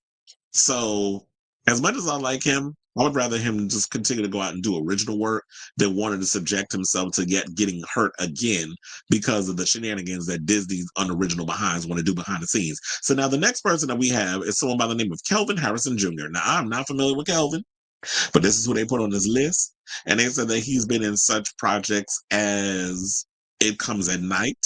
He also starred in The Trial of the Chicago 7, Cyrano, Elvis, Chevalier, and Mufasa the Lion King. Funny enough, the only thing I've seen on this list was Elvis. But I think I've heard of Chevalier, but I haven't gotten around to seeing it though. I did see Elvis though. Now, the actor's previous roles, they said, have proven to us that he could play King T'Challa with ease. While a big budget action role feels like the logical next step in his career, why not throw him in the deep end with Black Panther? Well, that might be cute or whatever, but I'm sorry, but I don't see this guy playing the part. As much as, yes, he is a good looking guy. I mean, I don't know, but then again, I am here for the possibility of picking younger, newer, unknown talent to kind of come in. So there's no ties to anything. And it's like, give them an opportunity to have a moment and do what they need to do in these films instead of us, throwing shade or being like, no, we don't want nobody new. I always say like, yeah, find an unknown. But if he has the chops, then I'd be here for it. But I don't know. I guess probably because I'm not familiar with him, I don't see him as T'Challa. But maybe if you pick somebody who is not pretty much an unknown, that's a new clean slate. And it's an opportunity for them to prove to people that, you know what, he's up for the task of playing Black Panther. Now their number one choice, because this is number two, the number one choice that they pick, and I know this might be controversial, and I don't know if it'll happen. I don't even think it'll happen. They said Michael B. Jordan. Now, you already know Michael B. Jordan has already appeared in the movie twice in both the original Black Panther and Wakanda Forever. He was like in a dream sequence or whatever, when Shuri took the drug or whatever the case was, and she hallucinated him. And it was like having her emotional moment of fighting through her demons so that she could fully become Black Panther as she does in the comics. But, he played Eric Killmonger. Hey, Auntie. Remember that iconic line? And look, we already know Michael B. Bakari Jordan is fine as hell. He got body, yada, yada. He could definitely pull it off. He definitely has the range of what it takes to be a superhero. And I would love to see him in a superhero. Look, I've been saying that I would like to see him as Blade, but that ain't gonna happen. But look, he about to be a variant of Blade when he do that Sinners movie where he's allegedly battling vampires. That's the rumor. I don't necessarily know if that is about vampires, but that's the rumor that's floating around. So we're just gonna go with it for now until we find out the official plot of the film. But as far as like with him playing Eric Killmonger and then him coming in, I feel like it would be interesting to his look. If we could set up out here and y'all can make Robert Downey Jr. a damn variant and Chris Evans allegedly a variant, and then y'all have Haley Atwell coming back and allegedly playing a variant, then why can't we have Eric Killmonger come back or Michael B. Jordan come back as a variant and make him in an alternate universe or a multiverse, as we like to call it, a Black Panther? So why not? So if they could find a way to make him a T'Challa variant in Secret Wars and that sort of thing, then I'd be here for it. And I think that because Michael B. Jordan comes, he's well known in the industry. I don't know if people would be that upset. Although, you're always going to get people within the fandom that is always going to be pissed off about something. But I could definitely see that. Now, in regards of, because I was going to say, let's go back to this other picture. Now, in regards my overall thoughts on this. Look, I know some people feel a way about a T'Challa recast. Well, as I said before, this character is way too important not to bring in a new actor and to keep the franchise going. You know how much money Disney and the MCU have made from Black Panther? So why would you leave all that money on the table and not want to give this franchise a revival? It's way too important to the industry and to the culture for us to not have a Black-led superhero film continue. So I'm here for a reboot of sorts. Because at first, I thought they were going to go with the T'Challa Jr. angle, and I was kind of here for it. But then I was reading some of the comments online. I was like, you know what? Maybe it would be best to kind of just do a multiverse reboot situation where we have a new actor come in and play the character rather than just being like, oh, it's T'Challa Jr., the son of T'Challa Sr., and coming in and taking on the mantle. So maybe they should just reboot it and just pick a T'Challa from the multiverse. So another thing I should point out, YouTuber at she_dreadsme revealed that they reached out to some of the to their industry contacts and said that they were told that John Boyega, Damson Idris, who John Boyega, we already know who he's from. Damson Idris, who was messing around with Lori Harvey, but who wasn't messing around with her? He's from Snowfall, and Swarm. And David Oyelowo, who's from Selma and the show Silo over there on Apple TV Plus. He was also in that. Damn, I forgot the name of the show that he was a part of. But he was in this show where he played like a Black Ranger that was capturing criminals and stuff. I forgot the freaking name of it. It's over there on Paramount Plus. It's a Taylor Sheridan show. Very good show. I watched the whole season. If y'all get a chance, definitely check it out.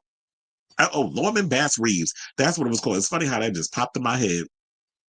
But yeah, Lorman Bass Reeves. That's what it's called. If you have a chance, definitely check that out over on Paramount Plus. It's a really good show.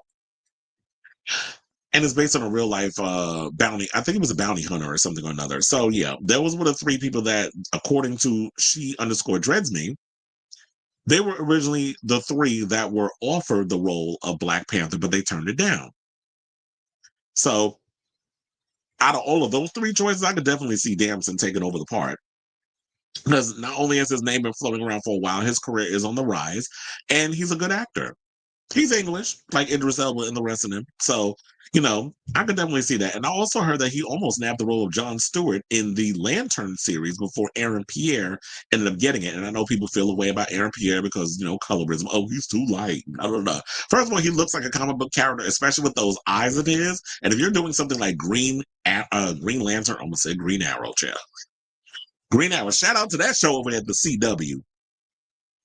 There were, he was supposed to be Green Lantern. I could definitely look at Aaron Pierre and be like, he literally looks like something out of the pages of a comic book. He has the look, he has the height, he has the physicality.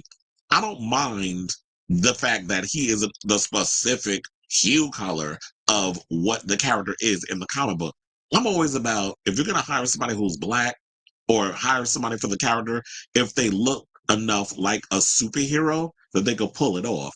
Because we can't always go by accuracy. It's the same argument that they have over there about that Amelia Perez movie, that some people are upset that they didn't hire full-on Mexicans to be in that film. It's like, you know what? If they're under the Hispanic umbrella and whoever is right for the part, I'm not mad if they go and pick that person to play that part, because it's whoever is better for the job. And sometimes you can sit up here, oh yeah, we can find, we literally sit up here just looking at the most darkest of darkest actor to be in this movie. But if they're not giving me what we're looking for in regards of the story, then what are we supposed to do? Not make it because a lot of people are gonna be mad about a specific hue of a character?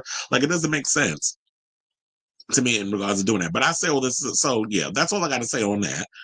I know it was a lie, but it was a lot to break down in regards to that. So I say all this to say, who do you think should be the new Black Panther? Because they are going to we're getting another Black Panther, whether y'all want it or not.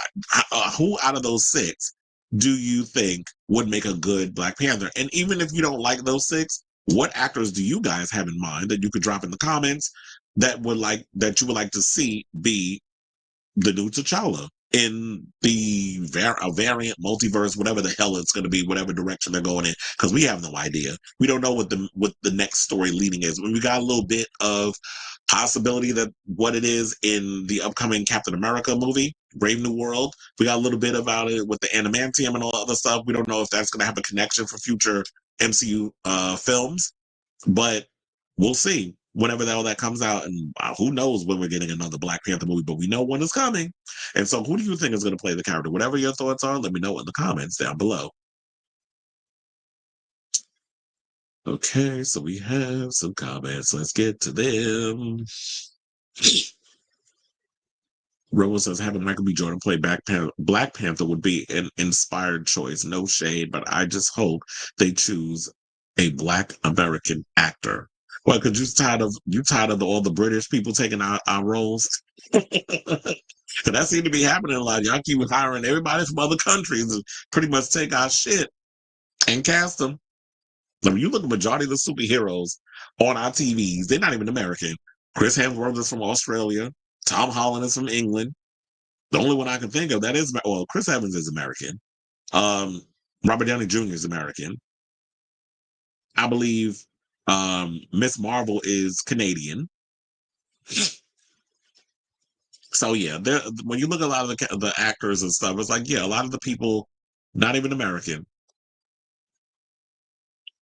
I will say I don't mind Michael B. Jordan. So if they find a way to bring him up in it, I'll be here for it. Hopefully he does it. I mean, look, him and Ryan Coogler are like besties. That's like his muse. So I feel like if Ryan Coogler could find a way to bring him up in there and make it work, I think people would be for it. And I trust in Ryan Coogler because he's like one of my favorite directors right now. Working. Okay, so let's talk about some TikTok-y. Let's get into some TikTok news, because apparently there's a rumor floating around about Elon Musk allegedly trying to buy good old TikTok, which, people are denying that that's actually the case. So now look, after damn near running Twitter into the ground, rumors are swirling that Elon Musk, aka Apartheid Clyde, has his demonic eyes set on purchasing TikTok. Now, according to Variety, they said TikTok is denying a report that China is looking at potentially facilitating a sale of the app to tech billionaire and overall moron Elon Musk. I'll put that part in there. To keep TikTok operational in America amid a looming U.S. government ban. Now, on Monday, Bloomberg reported that Chinese officials are evaluating a potential option that involves Elon Musk acquiring the U.S. operations of TikTok if an American law goes into effect that would require parent company ByteDance to divest its TikTok stake or effectively ban the app in the U.S., the Bloomberg report cited anonymous sources, saying, quote, "We can't be expected to comment on pure fiction." This is what a TikTok rep said in reply to Variety's request for comment. Now, Musk has not commented on Bloomberg's TikTok report. Musk, because he's probably busy interfering not only with American political affairs, but other affairs in other countries, such as the UK and Germany. So maybe he's too busy doing that rather than actually focusing on Tesla and Twitter and all his other endeavors. So now Musk was the CEO of Tesla and SpaceX, or as I like to call him, his drag name, Sissy SpaceX, and is the world's wealthiest individual, bought Twitter in 2022 in a $44 billion deal and subsequently renamed it X. Under the scenario that has been discussed by the Chinese government, Twitter would take control of TikTok, US, and run the business altogether, according to the Bloomberg report. The news outlet noted that it's unclear whether Musk, TikTok, and ByteDance have held any talks about the terms of any possible deal. Now, TikTok is in danger, as y'all know, of being outlawed in the US under a law set to take effect on January 19th, unless the Supreme Court issues a ruling stopping it from taking effect. So that's literally 5 days from today. Now, on Friday, January 10th, the Supreme Court heard arguments in TikTok's emergency appeal seeking to block the law, with TikTok and ByteDance arguing that the law violates First Amendment rights of its 170 million US users. But the justices seem to lean towards being more receptive to the government's position that TikTok represents a national security threat as it falls under the jurisdiction of the Chinese Communist Party. And I'm calling bullshit on that because we already know, like, first of all, that is not the reason why y'all want to ban TikTok. It is not all of a sudden y'all give a damn about our First Amendment rights. When quiet as is kept, a lot of y'all be sitting out here selling all our personal information regardless. And where a lot of you billionaire corporations are pretty much, well, first of all, the US is literally turning into an oligarchy. And then on top of that, where we have like the millionaires and billionaires pretty much controlling our country and all the decisions. And the reason why y'all are trying to ban TikTok, don't sit up in here and all of a sudden act like y'all give a damn about my livelihood and my freedom and my First Amendment when you don't. The only reason why y'all are getting rid of TikTok is because TikTok is the only source where a lot of people who are independent media, or not even independent media, but just people who are smart and paying attention are acting like a bunch of damn soulless drones. Like you get those people who sit and read the damn teleprompter in corporate media. You get a lot of animated individuals that are on TikTok who are getting up here and letting people and pretty much informing the people about the overall genocide that the American people are partaking in, not people in general, but our company, our president, such as, the Crypt Keeper, Joe Dan Biden, giving a blank check to Netanyahu in Israel to be able to drop bombs on Palestinians. So that's the reason why y'all trying to get rid of TikTok. It's not about because you're worried about our First Amendment rights being violated. Y'all don't give a shit about our First Amendment rights. And for those of y'all who are awakened or alive and paying a damn attention, our rights are being violated every damn day, especially when Project 2025 takes its, position. The minute you know who gets into office on day one, we're seeing a lot of the things that's being put into place. They're going after the trans people. They're talking about PrEP no longer being free. They trying to have people pay for that. Yeah, they coming after PrEP. They're coming after you homosexuals that be out here raw dogging it. So a lot of us about to be affected with all of that. I've been seeing all the things on social media. Now, do I believe that Apartheid Clyde is about to sink his little satanic hooves into TikTok? I would think that he might want to buy it, but I don't think that ByteDance would want to buy it. And quiet as it's kept, I would rather them sell this shit. Or the fact, not even sell it, I would rather them go and basically no longer allow the app to be a part of the American situation than have him get his demonic, nasty, greasy, stink ass fingers all over TikTok. He's already ruined Twitter. And I understand people feel like that, oh yeah, we need to leave things because that solves the problem. No, you just allow those apps to be a cesspool for the negative nonsense. You can tune out the noise, you can block people, you can do whatever. But I'm not going to sit up in here and leave all these apps because certain people want to partake or be a part of it. So I'm actually, for now, going to believe them. I'm a little spooked and nervous in regards of like what's going to happen with TikTok. We don't know what's going to happen. I know Donald Trump, President-elect Donald Trump, has requested that the Supreme Court suspend the law from going into effect on the 19th. But we don't know what's going to happen. And I feel like, you know what? Y'all sitting over here thinking that this is going to be cute or whatever. But I always say the problem that I realize with a lot of you you dingbat politicians and you media conglomerates, y'all are always short-sighted. Y'all don't look to think 4, 5, 6, 10, 15 years from now on the thing that you want to be a part of because y'all just want to go wherever the wind blows to protect y'all asses and your assets. how this is going to blow back on you eventually. So yeah, y'all can block TikTok. Y'all can block the information from getting out. We can go over here on YouTube and spill the tea. What y'all going to try to go after YouTube next? The owner of YouTube ain't going to allow that. So that's where a lot of our bread and bones are. And so we will always find an alternative. The more you try to stop us, those of us who got the balls to give y'all the information that need to be given, we're going to find an avenue to give you what needs to be given. We're not going to turn America into a communist nation where it's like, oh yeah, if you say stuff, then you're going to be put to the death or whatever the case is. Like Donald Trump out here threatening people, talking about, oh well, if you say, like he's going out, like recently he was just going after Seth Meyers over some stuff he said. So I'm like, why is everybody running around here like they're scared of this old 49-inch waist having big back bastard? Like are y'all around running scared from him and this old slowpoke looking heifer? Like Elon look all kinds of special. Like he need to have the helmet on his head in the back of the yellow school bus. Like he gives me very much slow tease. So I don't know why people out here trying to act scared. And yeah, we need to stop allowing these manipulators like Elon, or like I like to call him apartheid Clyde, who wants to come in and buy up all the media conglomerates so that way they control the narrative. So if he gets his hand on TikTok, that's him trying to control the narrative, like he's trying to control the narrative over there on Twitter, and has convinced a lot of y'all over on Twitter all the other stuff that's going on where they don't fact check. And now we're seeing another slow poke, another one on the damn spectrum, Fuckerberg over there on Facebook and Instagram and all the other shit he got going on. Meta bullshit. That's such a stupid name for a damn thing. Meta. That's about as dumb as that basketball player calling himself Meta World Peace. I just don't get it. But anyway, so when it was like, oh, we're just gonna get rid of fact checking.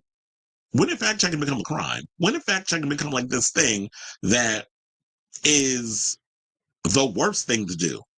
Don't we want to know the facts? Don't we want to know the truth? Or do y'all just want to remain in the matrix and just completely blinded by what's happening in the world? Like, I don't understand. I can't walk around in the world just having on rose-colored glasses, being completely oblivious to what's happening around me, not being aware of your surroundings. I just do not understand people that could just walk around like just like just complete, like head in the clouds. I just don't get it. It's like I don't want to sit around here being cynical and paranoid all damn day, but I like to at least know what the hell's going on around me. That's how you remain aware. That's how you remain woke, and that's how you remain alive. So that's all I got to say on that. So I don't have high hopes for the success of TikTok. I do feel bad for a lot of people who've been able to forge an income out of TikTok and have a livelihood out of TikTok, because that's what that does. Is not only just a cesspool of getting information, the right information regarding Palestine, but y'all thinking halfway on it. And I do feel like it will affect you politically down the long run, because you're putting millions of people out of jobs. There are a lot of people who look at TikTok as a source of income, not just by doing what I'm doing, which is posting your videos or whatever on the site, and the more people you accumulate and follow you, then you can go live and you can make money. But also there are people who use TikTok to forge their businesses. They sell shirts and sneakers and sweatpants, and they sell clothes and all kinds of things on there. So people use TikTok as a source of, they sell their products. So if you're going to take that livelihood away from people, trust me, there's going to be a lot of angry people out here, and they're going to be pointing the finger at a lot of you politicians. So y'all better start walking around in that Pope mobile, where if like you got, the plastic, the bulletproof, this, that, and the other, because they coming for you. There's going to be a lot of Luigi Mangione types that's going to be coming after y'all asses with their pitchforks and their guns that y'all don't want to ban. So I say all this to say, what do y'all think of this story? Oh yeah, and I forgot. So they have Lemonade is the next thing that's been coming up. I heard that people are gravitating towards the Chinese TikTok, because I think that's not available. I think I guess you can go online and figure out a way to download or whatever. But I know people going to the Chinese TikTok. And let's also not forget, there's this new site that I just heard of called Red Note. And they talking about it's a TikTok alternative. Well, it's a TikTok alternate. But then they were asking, because shout out to pride.com, they were talking about, is it a good site for the homosexuals or the LGBTs? So they were talking about, What is Red Note? Red Note is a short-form video platform that doubles as an e-commerce site, offering shopping and the ability to leave reviews on products. Now, it is an alternative to TikTok in China, where it is known as Xiaohongshu, I think that's how you say it, which translates to Little Red Book. Now, Red Note recently became the #1 app in the U.S. stores online ahead of its impending ban. Because the company is based in China, the platform could eventually be subject to a similar ban as TikTok. Well, you know, a lot of these slow pokes in Congress, they're not paying attention to what's going on social media until somebody starts bitching and moaning. And now they're talking about that what content is allowed on Red Note. So they said TikTok refugees are already noted, and this is why I don't want to be a part of it. They noted harsh restrictions on Red Note that have resulted in their content being removed or their accounts being suspended, including for mentioning LGBTQ plus identities or for women wearing a slightly low-cut top. Now, one TikTok user returned to the platform and shared that she had been banned from Red Note after posting a selfie with a tiny bit of cleavage and a separate video mentioning trans plight. A Black user asked for help online after her selfie was removed, or for wearing a shirt in the same tone as her skin. So anything that has so you know, a lot of those people over there, you got to realize, like, the Chinese laws and everything, they're way more harsher and way more strict in regards, you know, versus what's going on in America. So I would not be trying to download anything from the Chinese in that way. If this is what they're gonna be doing, I show a little bit of cleavage, which is women got titties, what you gonna do about that? So if they're gonna be doing that, why would you even waste your time downloading? There's other alternatives out here. You don't even have to go over there on Meta. You could start, some of y'all need to start actually learning how to do long form videos over on YouTube. Because that's where it's at. My algorithms have been blowing up since I've been doing that. And I feel like more people before, you know, there's people, some of y'all out here with attention spans of a gnat. I don't need y'all over here. If y'all can't sustain an attention span past 2 seconds, go over there and figure it out or somewhere else. But if you can be somebody who can actually sit around and sustain long form videos where you can get nuances and not just, oh well, I got a minute and a half to get to the point. You can't really get nuances from a 2-second video. You can't. Just like a lot of times we don't be really feeling nothing when you hear a song that's under 3 minutes. It's like, well, damn, where's the bridge? Where's the chorus? Like, there's nothing to this song. It's just a bunch of noise, and you just trying to go viral. That's another thing. Y'all, you music people, y'all gonna have to figure out, you know, how you gonna promote y'all music beyond that whole 2.5 minute bullshit that TikTok was putting up for. So now if they go away, they no longer control the narrative in regards of how we receive music. So there's other alternatives out here. Some of y'all just need to learn to get creative, like I have. So I'm adaptable. So I say all this to say, what do y'all think of this story in regards of Elon Musk allegedly trying to buy up TikTok? I don't believe the story, and and even if it's true, I wouldn't want him trying to control the narrative like he over there trying to control Twitter. So let me know what you guys think of this story in the comments down below. Okay, so Brown Bunny says you are absolutely correct. TikTok be spilling too damn hard, child. The young generation not buying the Zio ideology, so they see TikTok as absolutely. And then what that is oh, they're in danger because people are not getting their information from corporate mainstream media. Because it's like, yeah, if I was to go on social media, if I was working at MSNBC or CNN, and y'all, and it's funny how like with MSNBC, y'all sitting there thinking that little bull dagger. Rachel Maddow gonna save y'all from y'all ratings plummet. Good luck. It's funny how they always want to look at the gays to come out and save y'all from your own, you know, from drowning. No, don't even I'm not even giving none of you bitches the lifeboat. Not even Joe big head ass Scarborough and Mika. They could all drown over there for all I damn care. But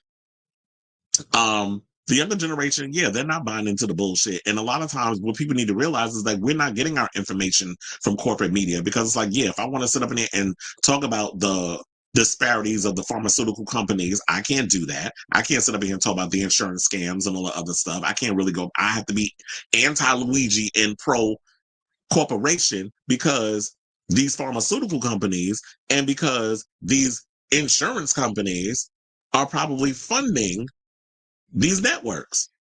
So now they're gonna get a phone call. You know, the big people at the time gonna get a phone call. Oh well, no, they can't be saying that. They gotta roll that back. I'll be damned if I have to get online and read some fake ass apology because I'm worrying about losing my damn job. I would rather stay independent.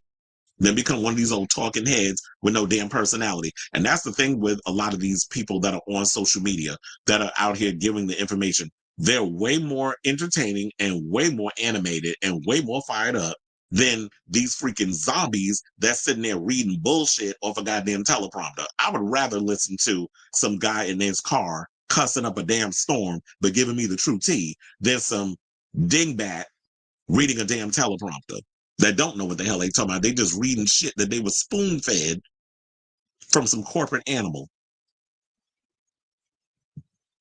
They said they don't want to be challenged nor want the public to know the truth, but it's going to backfire because people, especially Gen Z and Gen Alpha, see right through their BS. Yeah, it's like, you know what? The stuff, we didn't have a choice growing up because there was no social media. So yeah, us elder millennials, the boomers, you know, Gen X, all that other stuff, we got our information from corporate media because that's all there was. Now that there's social media and we get not only, you know, what's going on here, but we're hearing from people from other parts of the world who are in the zeitgeist in the middle of all of that mess. We're seeing and we're getting the information of what's going on. So y'all want to block all that. And it's like, it's fine. We'll get our information elsewhere. You think there's not going to be another TikTok type that's not going to pop up? So if Fuckerberg and the rest of them is getting mad out here because they're no longer the bee's knees, and y'all are mad because there's other apps that are doing better than you because of all the BS that you're not allowing fact checking. You're allowing people on your platforms to bully other people. Then y'all can continue to come out here and try to sabotage. Because look, Mark Zuckerberg always been up here trying to buy up all the other things, so that way he could be the only man in town. You are not that. You are not that dude. And when he's up in here talking about that, now I was reading something or another. They're removing tampons from Meta. So women, y'all better come equipped with your own maxi pads, your own tampons, because now he's trying to play up this whole women are evil situation. I guess he mad because Ling Ling, the one he married to, yeah, he married to an Asian, and I can say that because I'm part Filipino. So he married a Ling Ling, and the bitch is divorcing him. So now he mad. So now we all about anti-women in our situation. So, you know, you can go on Joe Rogan and try to act like you this macho man. You about as macho as that fucking Village People song. So you can sit up here and try to act like you Mr. Macho. And I'm like, you're a clown. You're a clown. No, that big long head, no neck, 4'9" motherfucker, Joe Rogan, who I have seen in person. So that's why I'm saying it. And I'm taller than him. He is not the epitome of masculinity either. It just be cracking me up how you look at these lumps on the law, these ding dings who try to act like they're like their face of masculinity. I'm like, you're a fucking clown. If I was to actually confront y'all, I probably would beat your ass. It's like, just because you think that, oh yeah, I'm taking a couple of Brazilian jiu-jitsu classes. I'm like, okay. You still probably get your ass beat, because I'm sure if your ass got into an octagon, you would get fucked up. Both of you. So Joe Rogan can continue to commentate, and Zuckerberg looking like a wet poodle with that curly ass hair can continue to be the moron that he is. Damn, I'm just going in today. But look, the reads is coming, letting it come out. As it also is competing with Meta, aka Facebook and Instagram and Twitter, which both Musk. That's exactly what it is. It is, like I said, today's young voters weren't here for 2016 because they were kids, and 18 to 21-year-old crowd wasn't paying attention as kids should be. Yeah, I got what you meant.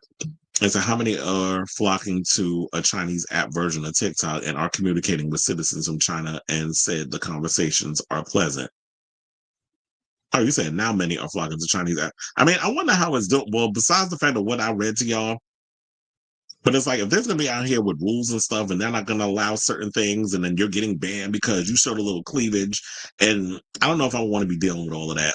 I hope Luigi Mangione, child, don't be surprised, it's coming.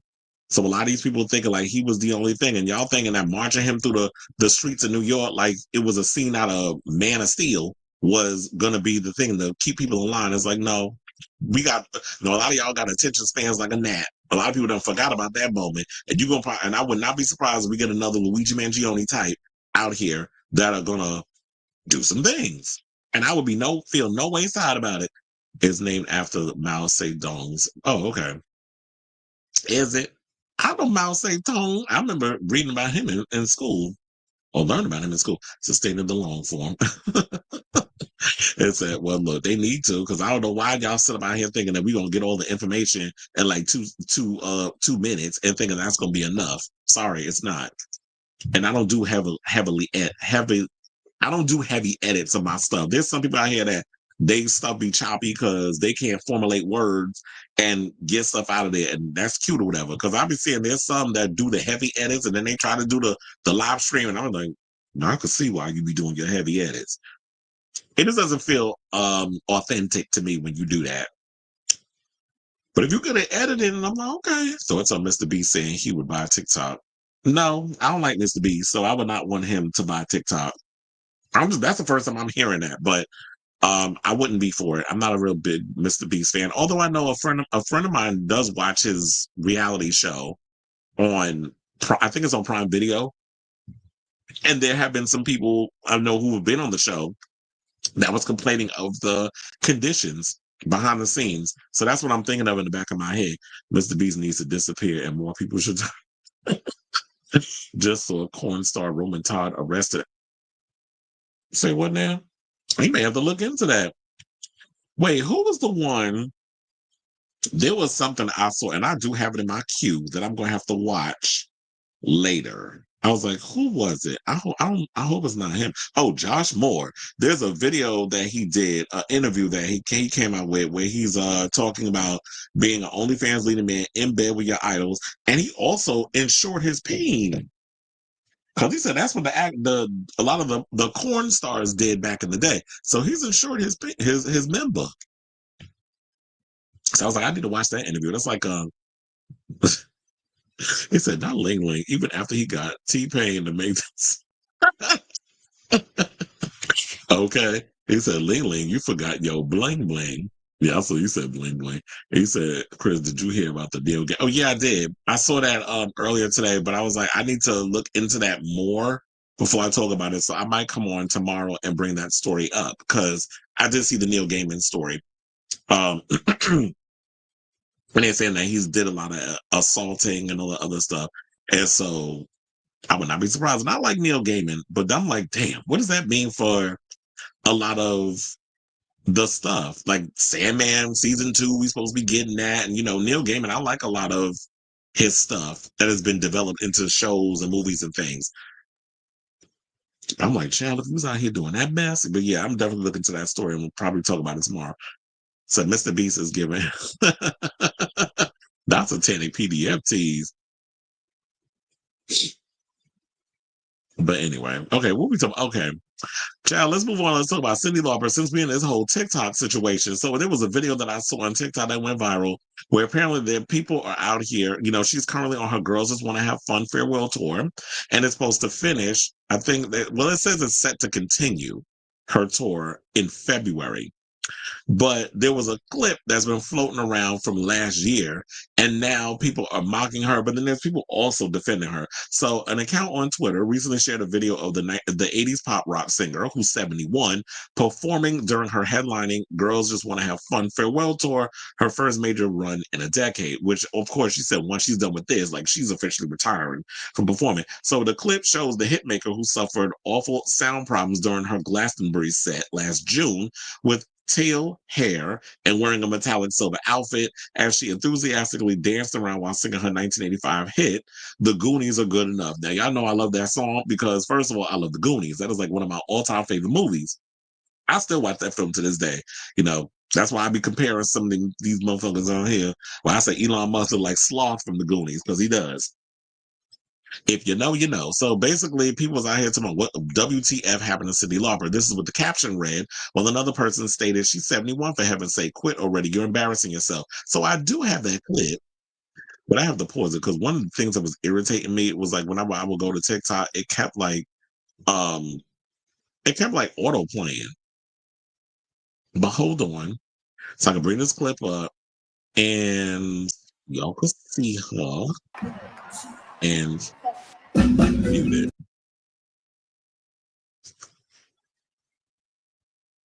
So she's up there dancing, having a good time. Sidebar, I need to check my TikTok message. Got a lot of them. But yeah, she's up here dancing, having a good time. She do look funny in that in those pants. I don't know if it's like the overall cut or she had like the Madonna, butt lift special, which Madonna's butt pads looked a hot ass mess, or that was actually, put in her behind. But, the people's out here trying to come for her with her shape and everything. And I don't think it's bad at all on her getting up there dancing and moving around having a good time. But it do look like she got diaper booty. It's no shade. So I'm gonna just pause it. And so I'm like, yeah, I do think the outfit is ill fitting. So people basically took her to, got on social media and defended her over what she had on. And some said the following. One said she's 71, for heaven's sake, quit already, you embarrass yourself. Okay, we read that one. Another person said she dropped multiple hits, made many albums, aged, and had a career that resulted in a fan base that she's still performing for decades later. Will you be able to do the same? Does being a dumbass on Twitter see the same longevity? Okay, that's funny. Another person said, would you stop it? She's 71, still moving great and singing. It takes a lot of courage to keep going in life, and getting older is not easy. Cyndi is a legend. Love her. Another person said the same thing that will happen to you. Age. Another person said, she's 71 years old. IDK if you expect her to look and sound the same as when she was 32, but that doesn't happen. I think she looks freaking amazing and she sounds pretty good. Another person said, well, it may look as if Minnie Castevet is doing Rod Stewart in karaoke, but it's Cyndi Lauper, whose career and talent have earned her the right to a classier response than mere misogyny and ageism. Another person said, it's called aging. I wouldn't pay to see her at this point, but I got to give her kudos for trying. She ain't sitting in a nursing home existing. A body in motion stays in motion. Having to sing her songs, keep in her mind intact. Don't hate on her for keeping herself active. Another person says she aged, not doing too bad as far as I can see. Same age as my mom. Mom's not dancing and singing on any stages. People get old. So what are you on about here? And let's read one more. Because she's had a great career. She loves what she's doing. Why you always got to be negative and ish on people? They had a poop emoji.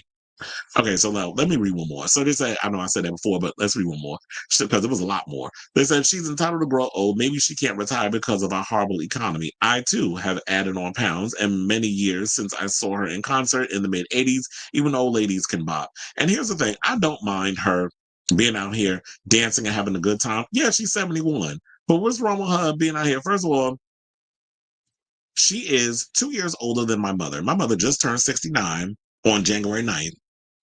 So what is wrong with her being out here? And my father just turned 70 in August, so she's like a year older. But I think she's gonna have a birthday this year, so she's gonna be she's probably 3 years older than my mother now that I think about it. But Cyndi Lauper looks good. There's two people, as far as I know, in friends of the show, Robert and Felix, who have seen her live. I unfortunately did not get to work her show when she came to the Garden, but I heard great things that she sounds great. She moves around. She was telling amazing stories, and that's what we want from our artists. And I really wish that you same mother fathers that like to run off and throw shade at her and throw shade at Madonna and many other women who are in that age bracket that's still out here doing their thing and didn't just put themselves out to pasture and die like wilted weeds, that y'all would say the same thing about people like Mick Jagger, who's probably, how old is Mick Jagger, like in his 80s, still out here swiveling his hips. And I don't see y'all be like, yeah, he still got it. Yeah, y'all don't give that same energy when it comes to the men. And I hate having to do this whole, male versus female thing, but this clearly reeks of misogyny. Now, I will say, yeah, them pants do look ill-fitted. It does look like they give her donkey booty. They should have probably made this in black. It probably would have looked a little more better for her. But yeah, the butt on that outfit looks a mess. So I will give that. Whoever the costume designer was, you need to be smacked for putting her out in this outfit. But if she's going to gain weight, whatever, who cares? Like, people gain weight. There was a period when Madonna put on a couple of pounds and y'all was reading her too. But then when she went and got herself back into shape and then put the butt pad, it's like, I wish that women were able to age gracefully. That's why I love the fact that Pamela Anderson is taking a stand and she's not wearing makeup, even though she said she's not opposed to it. But she's still wears makeup. She doesn't wear makeup now. But I'm sure if it was a part that required her to wear makeup, she'd do it. But in real life, she doesn't. And then y'all was recently going in on not Cyndi Lauper, on Brooke Shields. Brooke Shields just appeared on an episode of The View, which is promoting her memoir. And then she was on a Zoom call, or not even a Zoom, she was doing a live. And people was in the comments making comments about her age. You don't look like you used to. Well, hello, she's in her 50s. Of course she doesn't look how she used to back in the days of Pretty Baby. And what was the other thing she did? Blue Lagoon. Of course she doesn't look like that no more. She's aging. We all age. We're not all going to look youthful for the rest of our lives. We all can't just, this is not a scene out of Death Becomes Her. There's no magical potion that's going to keep us, but then that came with side effects. But there's no magical potion that we're going to be able to just maintain this sense of youthfulness. Unless you got a good surgeon that can, keep you in that timeless capsule. Or unless you was like 27 years old and you died, and then of course you look like a Marilyn Monroe or a damn, what the hell was it? I couldn't remember his damn name. James Dean, where it's like they look the same age for the rest of their life because they died young. Like, this is not what that is. Let people age gracefully and stop being so damn misogynistic. And then, so to get back to the Brooke Shields thing, she was making a comment, and then, what was it? And I'm probably paraphrasing, but Anna Navarro said, you should have said, I'm aging, and then called the person a bitch. He was like, yeah, I'm getting older, bitch. So it's like, oh, what about you? So it's like, yeah, you better hope. And that's what I always say about people who talk about the ages and things. You better hope and pray your ass get to make it to the age that Cyndi Lauper makes it to, or Madonna makes it to, or many of these other people that are of a certain age. It's the same thing like them old tight ass queens over there at RuPaul's Drag Race having the nerve to call one of the girls auntie or grandma, and she's only 33 years old. And I'm like, bitch, first of all, you 10 years younger than Lexi Love. You better hope to make it to her damn age. You out here trying to read somebody on their age. So, shout out to you, Cyndi. I'm Team Cyndi Lauper on this. I was trying to see because it has her. These are all the tweets. There's a lot of them, child. Because we're not gonna go through. Oh yeah, so this one. So it's like, yeah, her girls just want to have fun. I thought it was done. Oh wait, they did say it was concluded because I think the last show was December 5th. So yeah, but now, like I said, the thing is making the rounds and people out here talking shit. So whatever. People are always gonna have something to say when you're on social media and being misogynistic. But I'm like, girl, unless they paying your bills, pay these bitches no mind, in the word of RuPaul. So I say all this to say, what do y'all think of this story in regards to people trying to have the nerve, the cheek, the unlitigated gall to try to come from Miss Cyndi Lauper, an icon in the music business, about her dancing and having a good old time on stage while you sitting behind your damn computer or your phone being bitter and being a misogynistic a-hole. I'm glad they read your ass down to the floor. So I say all this to say, whatever your thoughts are, let me know in the comments down below.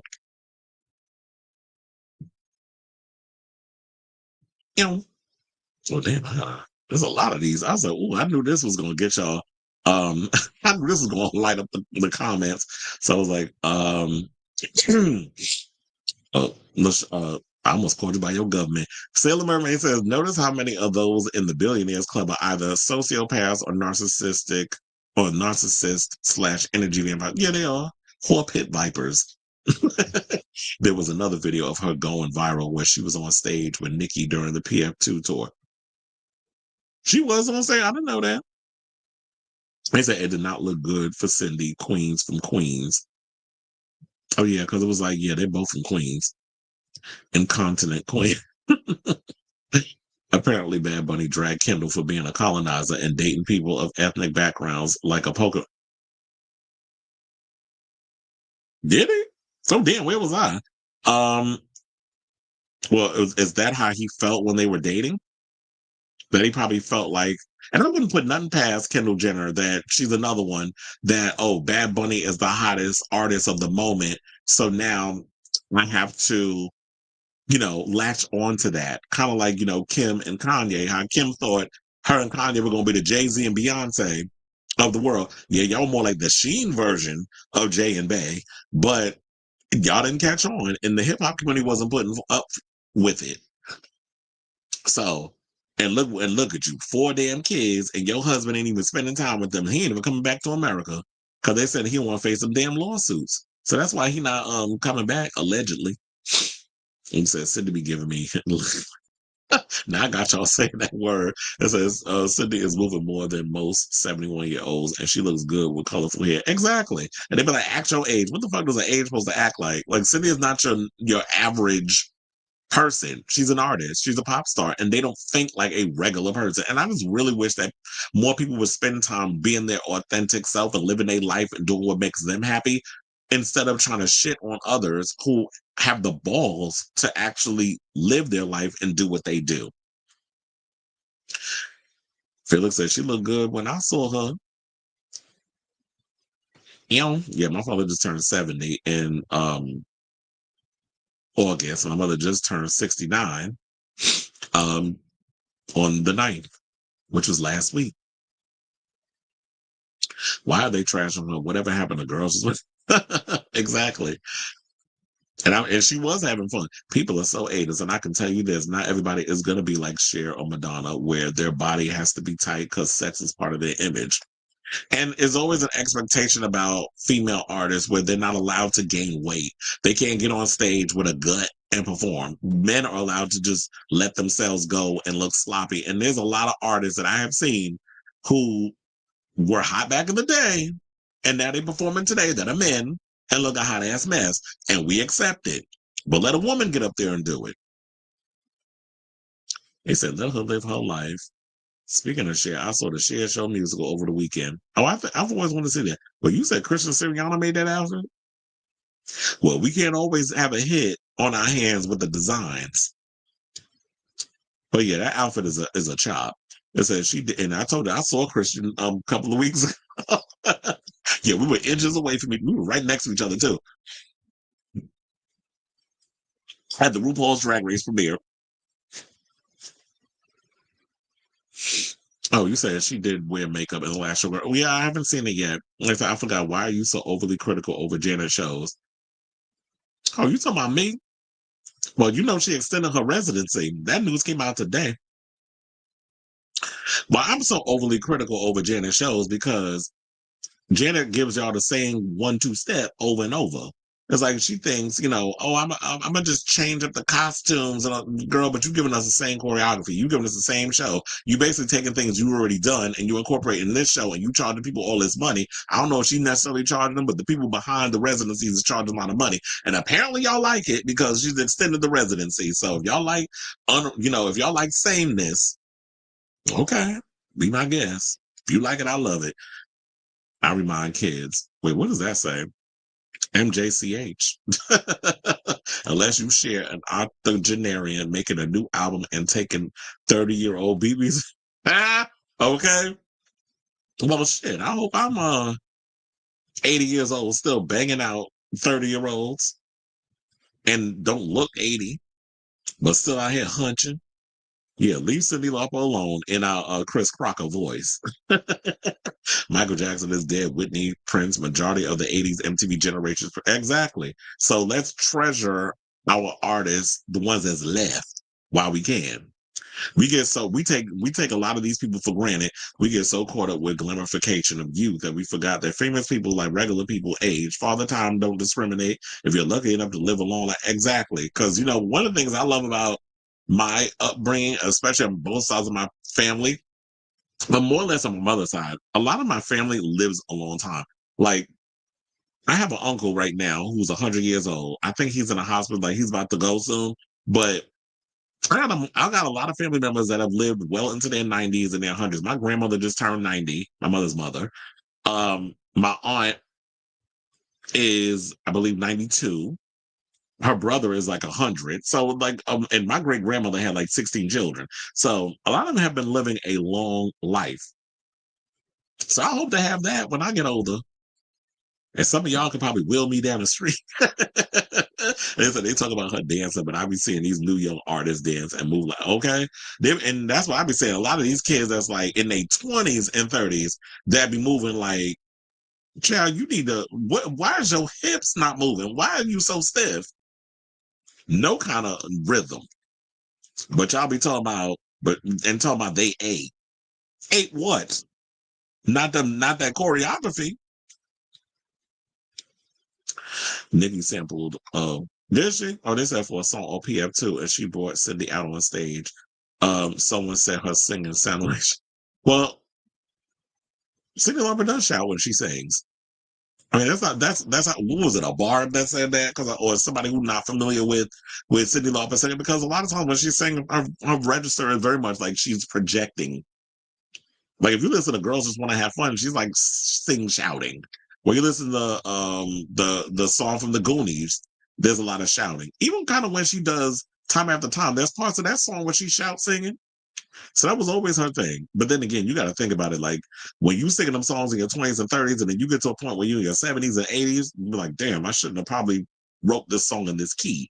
That's like when you listen to Alicia Keys. You know, she wrote them songs in a certain register, and you hear how she sound now, like a damn goat being strangled. And that's why the guy who plays Art had to use his full government name, because Cindy's husband shared a name similar to David Howard Thornton. No, I didn't even know that. Yeah, exactly, the Sheen version. Pokemon go to the polls, Chad. Okay. They said my grandpa turns 90 in September. My generation will be lucky to see that number. Okay. Well, I'm hoping to see that number. They said the Vegas residency is okay. Together again, 3.0. How many times you gonna change that number? They said Kendall traumatized him so bad. Bad Bunny went back to his Puerto Rican roots. I don't think he ever left his Puerto Rican roots. I think Bad Bunny has always had a connection with Puerto Rico. He has always been staunchly political. But yeah, you know, a lot of them like to dip their toe over here in Crackerville. And then they realize, you know, how these opportunistic colonizers really move. And he had a sense of, okay, I can smell bullshit a mile away. Because he said that in the interview. But I'm like, how long did it take you to smell the BS from her? And the rest of them called trashians. Because they all opportunistic. All thanks to Pimp Mama Chris. And how she trained them whores on how to, you know, snag a man and try to have a baby with him. Although when I look at Kendall, she give me bulldagger tease. I believe it more if he got with Rob. Mm-hmm. Look, back in the day, I used to call Alicia Keys Mr. Keys. Well, you said women could be DL, because I'm not buying that whole situation with her and Swizzy. But anyway, okay, so let's get into Miss Carrie Underwears, because you know, ever since she came out as a Trump supporter, the internet has been going in on her. And it's funny how she can talk about, oh, I'm not taking a political stance and blah, blah, blah. So on and so on. Girl, you took a political stance the minute that you decided to endorse Trump. Because what was it that Miss Joy Reid said? Now I got to go in here. I don't know why I didn't screenshot it. Because I already know since that post, Robert sent me like 80,000. That's no shade. Well, it kind of a little bit of shade, you know. But I say it with love. I was like, hold on, let me scroll up to what Ms. Reed said. She said, if you perform at the Trump inauguration or at any related event, you are endorsing him, full stop. And it's no more defensible, than if you performed for Putin or Orban or in the 1930s for the German chancellor. You could dress it up all you want, but that's what it is. And didn't I say that yesterday? Because I said, even if it was like, for instance, when Joe Biden was the president, who sang for him? Sang This Land Is Your Land and America the Beautiful. Jennifer Lopez. So I said, if Jennifer gonna get her behind up there and sing, then I think most logically, you know, people with a brain would think that Jennifer Lopez is supporting Biden and believes in his policies. So why wouldn't she sing there? So when you got morons like the damn Village People, where y'all can keep that old tight ass gay anthem, fuck you and a YMC damn A. Although they do have some good gems. So I won't windmill too hard on the YMCA. I'm just talking about the song. So since she came out and tried to sidestep that foolishness about, well, I'm doing it for America. Maybe it's America with 3Ks, because I don't think she's talking about regular America. Maybe she's talking about the part of America that has 3Ks a part of it, and the people with the hoods. And shout out to whoever made that little AI with her talking about the outfit that she was going to wear to the inauguration, and they had her in a Klan suit. So one of the people that came out, well, we had one with Whoopi Goldberg, but before we get to what Whoopi had to say on The View this morning, let's get to what a Drag Race girl had to say about her. Because a lot of people went on social media was going in on her. So in a post on her Instagram stories on Monday, Drag Race Season 14 contestant Cornbread the Snack Jete shared a recent post from the Grand Ole Opry celebrating Underwood. Now, over the image, Cornbread shared a screenshot of a comment she left on a post where she took the subject of the singer's hit single Before He Cheats and turned it back on her. Child, look, quiet as it's kept. I couldn't tell you not one damn song, from her, as in Carrie Underwood. Unfortunately, it's a story, so I don't have the actual screenshot of what she posted. I wish I did, but she wrote, "I hope he cheat again." But this is what the drag star wrote, and you get charged with vandalism to that man's vehicle. So on her Twitter account, Cornbread took her criticism even further, sharing a screenshot of a People article about Underwood's upcoming performance at Trump inauguration, saying, "I hope your man dab on $3 worth of the bathroom polo and teaching another hoe how to shoot a combo." This is what she wrote. So Billboard, who actually is a part of this article, has reached out to Underwood for comment, and of course, she's not going to say anything. Now, the Drag Race star is far from the only person to express her outrage after Underwood agreed to perform at the inauguration. Now, Humus fans of the LGBTQ plus spectrum, or as T.S. Madison likes to say, the libidiqua, specifically shared their anger at the country star, who famously spoke out in support of same-sex marriage before it was legalized, for performing at an event for Trump, who openly campaigned for restrictions on trans and queer rights in the U.S., saying something smells, but it ain't the garlic girl. This is what Drag Race alum Pandora Box wrote on Underwood's latest Instagram post, added online influencer and podcaster Matt Bernstein, saying, "Don't forget to carve a swastika into his leather seats, girl." Look, I don't know why anybody acting surprised in regards of her jumping on this situation with this, because it's like what a lot of people believe, that because of Carrie Underwood and her limited access to, fandom, like because she does country music. So country music is sort of like an American thing.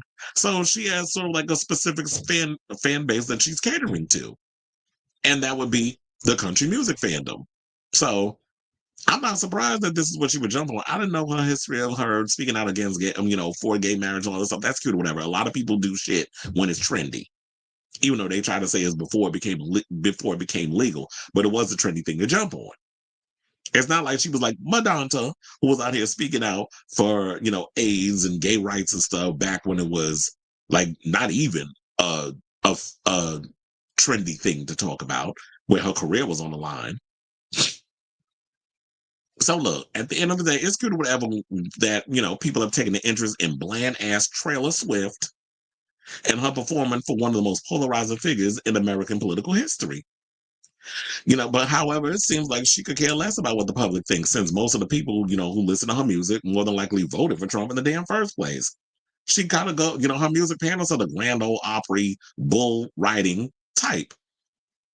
So, according to sources, from what I had heard, because I had saw this over at the Daily Mail, they basically said that, she believes in her mind that her performance is for America and not necessarily Trump. Which doesn't make sense, because if you're performing at the president's inauguration, clearly that means that in so many ways you agree with some of his policies. Why else would you sing for him? When you have people like the Village Damn People up in there, what's left of them, and kid looked like he smelled like wet dog rock, jumping up there wanting to kiss, lick the crack of Trump's ass. How do you expect that they're going to think and act? So they basically said she's aware of the backlash, but she don't care because she knows the majority of her fans will be tuning in to watch the inauguration. So if you know that majority of your fans are going to tune in to watch, then clearly you know the base of the type of music you do, how they lean politically. I hate when people try to, when you can obviously see through the BS and they try to gas like you dumb. I can't stand when people do, and a lot of y'all are doing that. A lot of you in media spaces, a lot of you pundits. Like, if you're gonna stand on something, stand on it. I keep saying that if y'all got balls to stand on your business, stand on it. Stop trying to don't sit and backpedal and try to act like I'm crazy when I can see through your BS. So, like I said before, she probably means America with 3 Ks, because she can't be thinking that majority of America, that or what she's doing is speaking to all of the country, because there was a lot of people who did not vote for Trump. And he won by a small margin any damn way. But yeah, he won the popular vote, all that stuff, blah, blah, blah. Great, great, great. That's amazing. But we're in a divided time right now.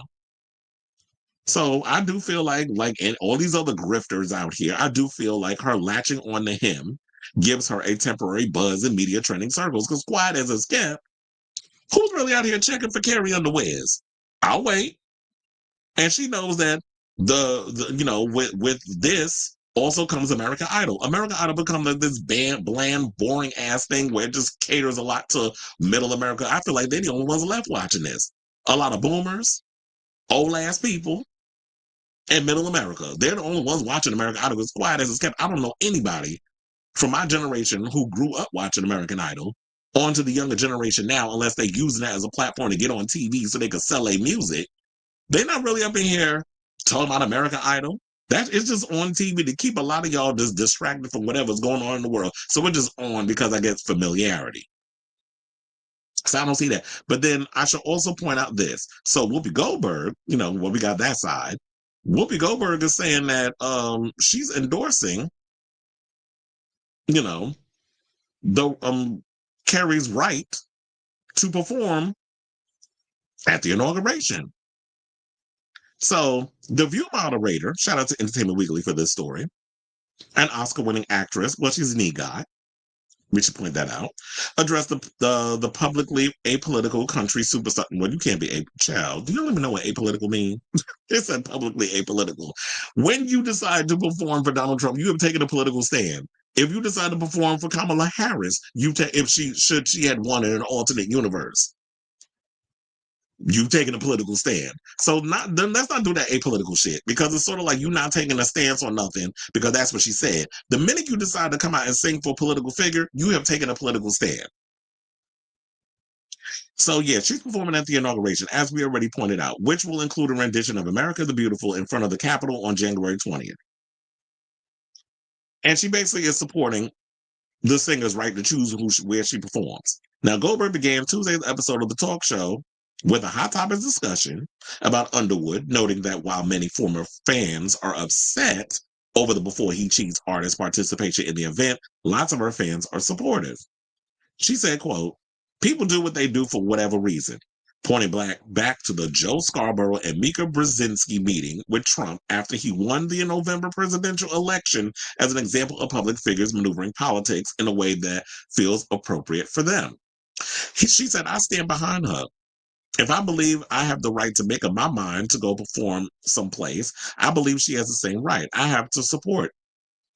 It doesn't mean I'm particularly interested in what I won't be watching, but that's just me."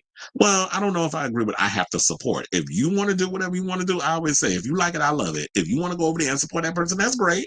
But I also have a right to not support what you do. I have a right to no longer want to listen to what it is that your music or whatever the case is. If I want to take a staunch stand in that way, then that's what I'll do. So I agree to an extent, Whoopi, but I don't. And I feel like Whoopi is getting a lot like, since you wanted to bring up Mika Brzezinski and Joe Scarborough, and I've talked about them enough times on this damn show. I don't agree with what they're doing. Y'all doing this, we going where the wind blows thing, because Trump has threatened anybody who says anything remotely negative about what he's doing politically. Oh, he's threatening to throw y'all in jail. Oh, he's threatening to come after you. He's going to sue and he's going to do all that stuff. So everybody out here is running scared because it threatens their bottom line. So now you got people over there who are going down to Mar-a-Lago to bend the knee because, and then let's not forget, before Trump became president a second time, y'all forgot about all that stuff that Joe and Mika was saying over there on Morning Joe? We all got amnesia? Do we need to start pulling up receipts and reminding people of the shit they were saying? Calling him all kinds of fascists and this, that, and the other? But then the minute he becomes president, y'all start worrying about, oh yeah, he's coming after corporate media. He's going to be suing everybody. He's going to be coming after all of y'all with all the stuff he's been saying, y'all been saying about him. Now you want to go down to Mar-a-Lago and bend the knee. And then try to dress it up like that's not what you were doing and wonder why y'all ratings are dropping. So now you got Whoopi going, oh, we're just going to wait and see what he does. You call him you know who. Y'all said all this other stuff every damn day on The View. When y'all do y'all little 7-minute hot topics, try to get in 6 damn opinions in 5 minutes. You was up there talking all that mess. Now we gonna wait and see. Oh, she has a right to perform what you want to perform for. We're not gonna forget, Miss Whoopi. Once upon a time, you did perform at Trump's casinos, making a little coin. But of course, she'll say that, oh, that was before he became radicalized and he started doing what he had to do and started grifting and shifted political parties to become this whole MAGA movement. And have the little cult that he has. So yeah, I do agree. Carrie Underwood has every right to perform where she want to perform. But where was that grace when Chrisette Michelle did it the first term? People canceled her. But this lily old white lady, because somebody out here, I guess maybe because Chrisette Michelle's demographic wasn't necessarily Carrie Underwood's demographic. So I guess it's different when it comes to the shade of hue that the person is that's going to be singing at his inauguration. Because it's like all of a sudden everybody's running around here scared of Trump. Nobody can criticize him when it's like, but isn't that the whole point of people? If you vote for people, if they're not going to do what they said they're going to do as a political figure, that we should have a right to criticize what they are and aren't doing if they're not doing the thing that we put them in office to do, regardless of the side. I mean, don't get me wrong. I voted for Biden, and I was out here heavily criticizing him on a lot of his political stances, especially on what he was doing with Palestine, especially when he was doing other things that he was doing that I wasn't necessarily 110% agreeing with. I don't get into that cult shit where it's just like, oh, well, if you criticize someone, then that's a bad. No, that doesn't make you any less of an American if you criticize your country for their fuck ups. And trust and believe, we got a lot of fuck ups going on in this country, especially the way it's like how we treat people. Like, why are we paying for everything? Medical insurance, we should not be having to pay to survive and live. Why am I paying to fight cancer? That should be me having medical insurance should be a God-given right. But not even a God-given right. It should just be not even a privilege. It should just be a necessity. If I'm paying a lot of taxes in this goddamn country, I should be given automatically we should be just given medical insurance. Everybody should have it. If you're an American citizen, we should be automatically taken care of. This is the one country where we sit out here and just bleed people dry. So she's right. She has every right to perform what she wants to perform. But I just feel like Whoopi Goldberg has just become one. Girl, I need her to go. Like, I just be feeling like she's been sleepwalking through this damn show. And it's like, what is the purpose of you being here? I gotta watch that full episode so that way I can fully go in. But to finish this up, they said conservative host Alyssa Farrah Griffin, who previously worked under Trump at the White House, she gets on my damn nerves because the other day when she kept rambling and like cutting everybody off in one of the episodes when they was talking about, I guess what was it? They were talking about something or another that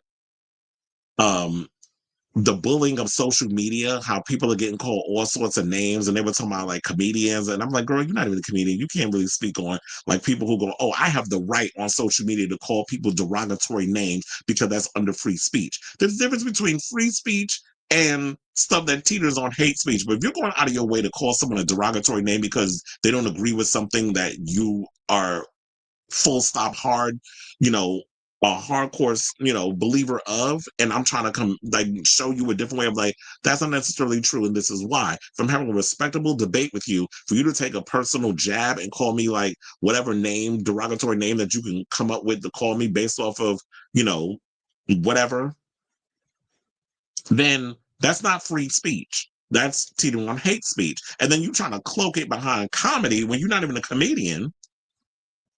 It's like, girl, sit down. Because sometimes I be wondering what's wrong with Alyssa. Sometimes she get on my root canal nerve too. But I did cackle the other day when Joy was like, well, I guess nobody can get a word in edgewise on this show. And then you saw Whoopi face kind of like did that smirling. I was like, So there's some shit going on behind the scenes that is like, yeah, they tired of Alyssa ass. But anyway, she went and said this.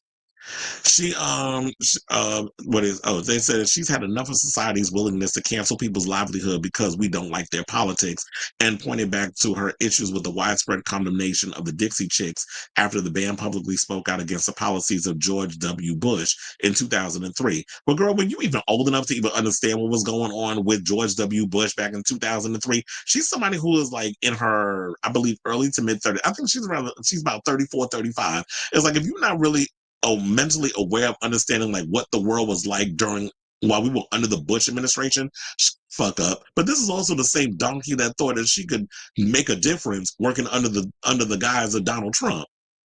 And no, and people realized he could not be wrangled in.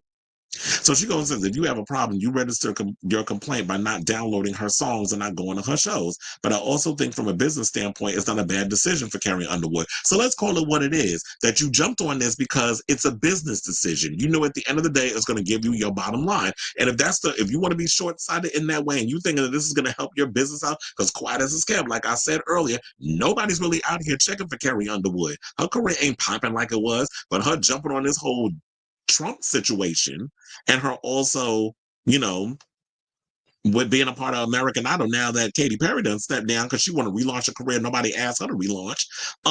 Then stand on that. Say it's a business standpoint why you did. That's why I said, if you're going to stand on your business, stand on it. Don't sit up in here and piss on my leg and tell me it's raining. So from a business standpoint, I do get it, but call it what it is. Don't say, "Oh, I'm not taking a political stand." Yeah, okay, but so it's your bottom line. You're thinking about your wallet, which is what a lot of these people, like Joe and Mika, like Elon Musk, like Meta, and that idiot over there, Fuckerberg, and all these other people that are lining up to bend the knee to Trump. Just say it's about business. Just say it's about money. It's because y'all don't want to lose any more money than you already have. Just say that it's about cutting corners for taxes for the billionaires. Just say it for what it is. So, whatever. Girl, bye. I'm so over them over at The View. But I was like, I thought it was just interesting because I wanted to show y'all both sides. So I said all this to say, what do y'all think of this story in regards of Whoopi and Cornbread? Because I had to combine both to tie it all in together in regards of like all the controversy surrounding Carrie Underwood performing at Trump's inauguration next week. Whatever your thoughts on all that, good, bad, or indifferent, and respectful, let me know in the comments down below.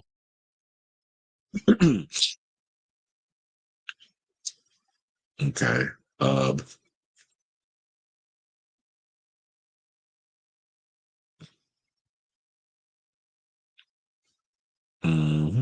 I said, oh wait, where am I going? It was like something. I was like, wait, I didn't read all these.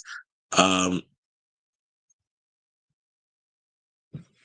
oh, this is where I started. So they said, I'm glad Bad Bunny came to his senses because he thought he'd be plagued by the Kardashian Jenner curse that the men seem to succumb to.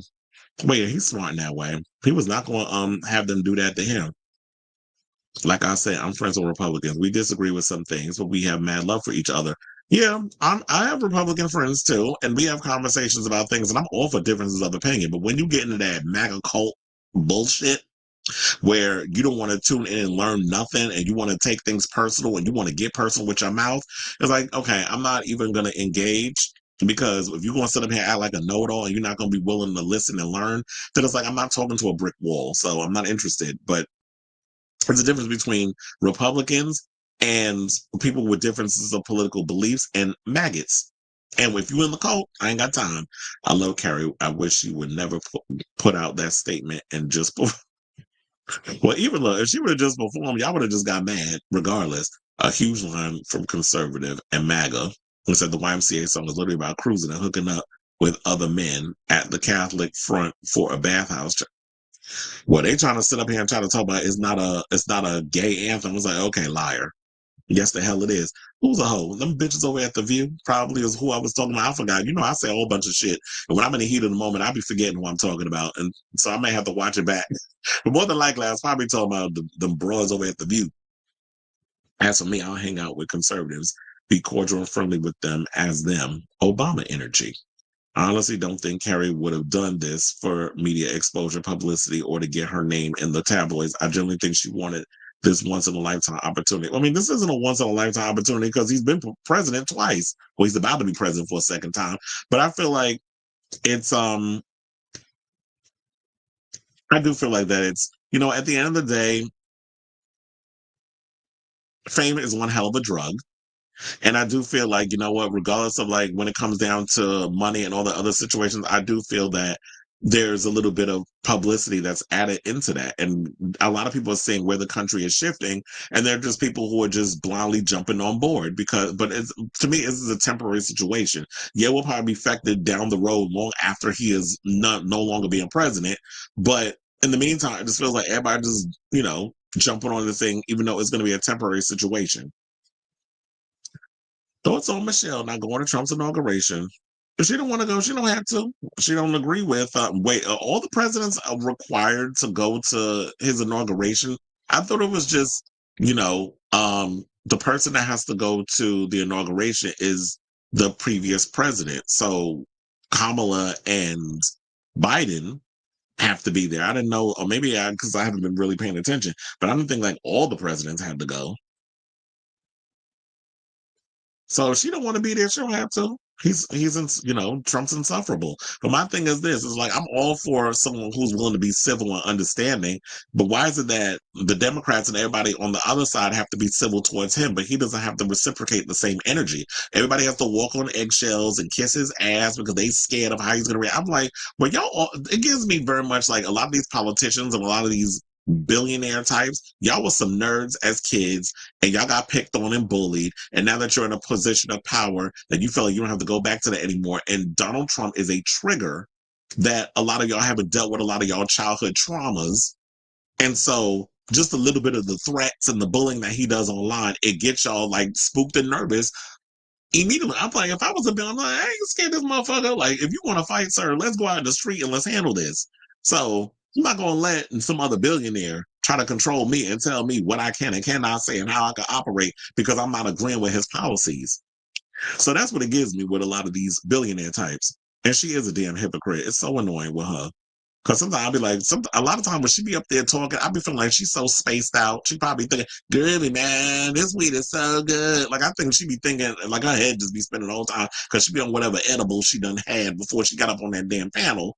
And everybody else be running their mouth and she just be saying but I'm like, girl, what are you talking about? 9 times out of 10, when she up there saying something, I'm like, you make no damn sense. You just talking all sides out of your mouth. And because it sound good, everybody go, But I be sitting there like, girl, you saying a bunch of damn nothing. That's what you up there doing. And the only reason why you on that damn show is because you need a check. And you got a family to take care of. Alex and all them damn kids and grandkids she got. And I feel like that's all guilt because you really didn't have the best relationship with your daughter because you was out here, trying to make a name for yourself as an actress and a comedian and stuff. And you probably wasn't having spending all that quality time with your daughter. And you had to sacrifice a lot of that mommy-daughter time. And so you feeling guilty. So now you just you overcompensating. That's what it gives me, especially based on certain things that she says when she's on The View. It's like, why would she? She didn't attend the funeral because she didn't want to be around him. So she isn't going to participate in the tomfoolery. Yeah, because she wasn't at, but I don't understand why she wasn't at the other funeral, Jimmy Carter's funeral. I would have expected her to be there, but maybe she found out the seating arrangements. And she was like, oh, Lord, they sitting us next to them. And I'm like, I could sit next to Barack, but don't sit me next to that heifer and don't even address me. I mean, you basically had Melania sitting there acting like she could read that damn the paper, the pamphlet for the funeral, which literally should have been the size of her damn memoir that came out. Because unless she was giving tips on how to be a mail order whore, wasn't nobody reading that. I just hope Carrie gives a good performance. That's all. Well, y'all let me know how it is because I'm not watching. And that's how you can show your protest. And I was like, I'm not watching. I'll get the highlights. Because I feel like if she was jumping on this Trump situation, she would have publicly endorsed him, which she never did. I really think she did this because it's a once in a lifetime opportunity. Okay. Well, we're going to have to respectfully disagree because I feel like, yeah, a lot of people weren't afraid. Look, I feel like at the time, there were a lot of people who were staunch Trump supporters that were not really going to come out and say anything, especially, you had your Amber Roses, but Amber Rose has a lot to gain from her being a Trump supporter. Wasn't nobody she wasn't on nobody's damn radar. So I could understand her coming out and saying stuff. And Kanye needs attention because, he's fucked in the head. So when and Kid Rock, anybody been checking him since he was a two-hit wonder over at MTV's TRL. So you get the people that grift and do what they got to do. Carrie Underwood is in a position right now where it's like, yeah, American Idol's coming. She knows the base that watches that show, and she needs some buzz and attention. So I do feel like this is an opportunity for her to gain that. So now that everything is out in the open, that Trump is president, and they see the way the world is shifting in this way, people aren't looking, in the long run. They're thinking temporary. I don't understand how you say you love your country at the same time you normalize this convicted felon. Well, I blame mainstream media. Y'all sit down here saying washing, and they still doing it. Saying washing the stuff that he says and does. It's a breaking news. So she need to call out the very company that she works for. ABC is a part of it too. Breaking news: Elon Musk is being sued by SEC. What is that? For the $44 billion acquisition of Twitter. They did a 3-year investigation, and he bullied himself to that purchase. Child, I heard that Diddy helped him get Twitter too, among others. So yeah, bully his ass and sue him. It's a once in a lifetime opportunity to be asked to perform. Yeah, and now she has to think of the consequences that come with that. But I'm like, who's really checking for Carrie Underwood? I know a lot of people who perform her stuff at bars. So I wonder them Carrie Underwood girls, the girls that do the drag queens that do the Carrie Underwood songs. What's gonna happen? Y'all not doing them songs no more? I think she was still on vacation in Hawaii when the funeral took place. Oh, who? Michelle. But I'm like, but Barack was there. But look, if she don't want to, look, I don't know. These people do what they do. Sometimes I don't understand it. Now, speaking of funerals and opportunistic bitches, let's talk about this bitch, Allison Holker, who, we were talking about her a bit. Yes, we've been talking about her for the past couple of episodes. And y'all know she has been getting dragged all over social media by members of, alum from So You Think You Can Dance, which is a show she was a part of. And I believe that's where she met Twitch. A lot of people who have loved Twitch over the years are dragging her, including Twitch's family. Well, now there's tea coming out about the fact that she, some tea about the NDA. Now, I wish I would have had the audio because I saw it somewhere, but I couldn't remember exactly where I saw the video where I heard the audio. I was looking on Neighborhood Talk, but they posted my shit over there. I couldn't find it. So I was just like, whatever. So shout out to the Daily Mail for this story because they said that, yeah, his widow took steps to make sure she was the only one who could make money off his name, which is hence why she had the family sign the NDA to come to the funeral. So, as the Boss family prepares to challenge Holker over allegations in her forthcoming book, TMZ is reporting that the NDA ensures Holker will be the sole beneficiary for any financial gain from his name. The agreement said to have been presented by Twitch's family members before they could attend his funeral, restricts him from profiting from interviews, books, articles, or media projects related to him. And I wonder how much she made off that damn People magazine interview. Now, anyone who signed the agreement has to hand over any earnings from those projects to Holker, effectively ensuring she's the only one who could benefit financially from his story. Now, despite the NDA, Twitch's family has publicly criticized Holker for promoting her book, accusing her of portraying him in a negative light, including drug use claims, the labeling of a money-hungry opportunist who is exploiting his memory for personal gain. And that is what I truly felt from the beginning. This is what this whore pit viper was out here doing. Then, in so many ways, like Kelvin Hunter with Wendy Williams, I never felt this bitch actually loved Twitch. Now, it's funny how, everybody out here loves Twitch. You ain't heard nothing negative about this man. Even everybody who worked with him, from being on the Ellen show, from the So You Think You Could Dance contemporaries, even the people that work behind the scenes on that show. And every event or whatever that he's been a part of, there's nothing but great news. But it seemed like to me that she's always been like this sad, jealous, evil ass succubus who, latched onto this black man because of his light, probably sucking all the damn energy out of him like a black widow. And now You wanted to find your own way of being your own person, and people kind of give you the same energy that they gave Twitch. But guess what? All that was natural with him. He ain't had to put on airs for people to actually like him. Maybe if you wasn't such a see you next Tuesday, people would actually like you for the person that you are. But you have nothing going on behind your technical dance experience that makes people want to gravitate towards your light. So now what you out here trying to do is you want to have your moment. In the words of Jasmine Kennedy, yeah, you want your moment, go ahead, have it. It's like, yeah, have your moment, bitch. But guess what? You having your moment, but it's a negative energy that's coming around that. And a lot of people aren't team you. And I really feel like you talking about this book is supposed to be towards the proceeds going to go towards mental health and all that stuff. There's many of people out here who have mental health experience. I would rather give them my time and my money than give you that with this book. I hope it flops. I hope people are smart enough to let this book go triple plastic and not make no damn money. Because she said 100% of the proceeds of the book will go to Move with Kindness Foundation, which she started. No, bitch, we're not giving nothing to you because I don't know what you plan on doing with that Move, whatever the hell you call it, situation. We don't know where that money is going. It's probably going to go in your damn pocket. And the money ain't even going to go to the foundation. Because she got her new man. Allegedly, he's married. So I'm not surprised. And then you had one of the friends. I forgot the name of the friend. I know it was dropped in the comments yesterday. Mr. Cleveland. You could drop the name in the comments again.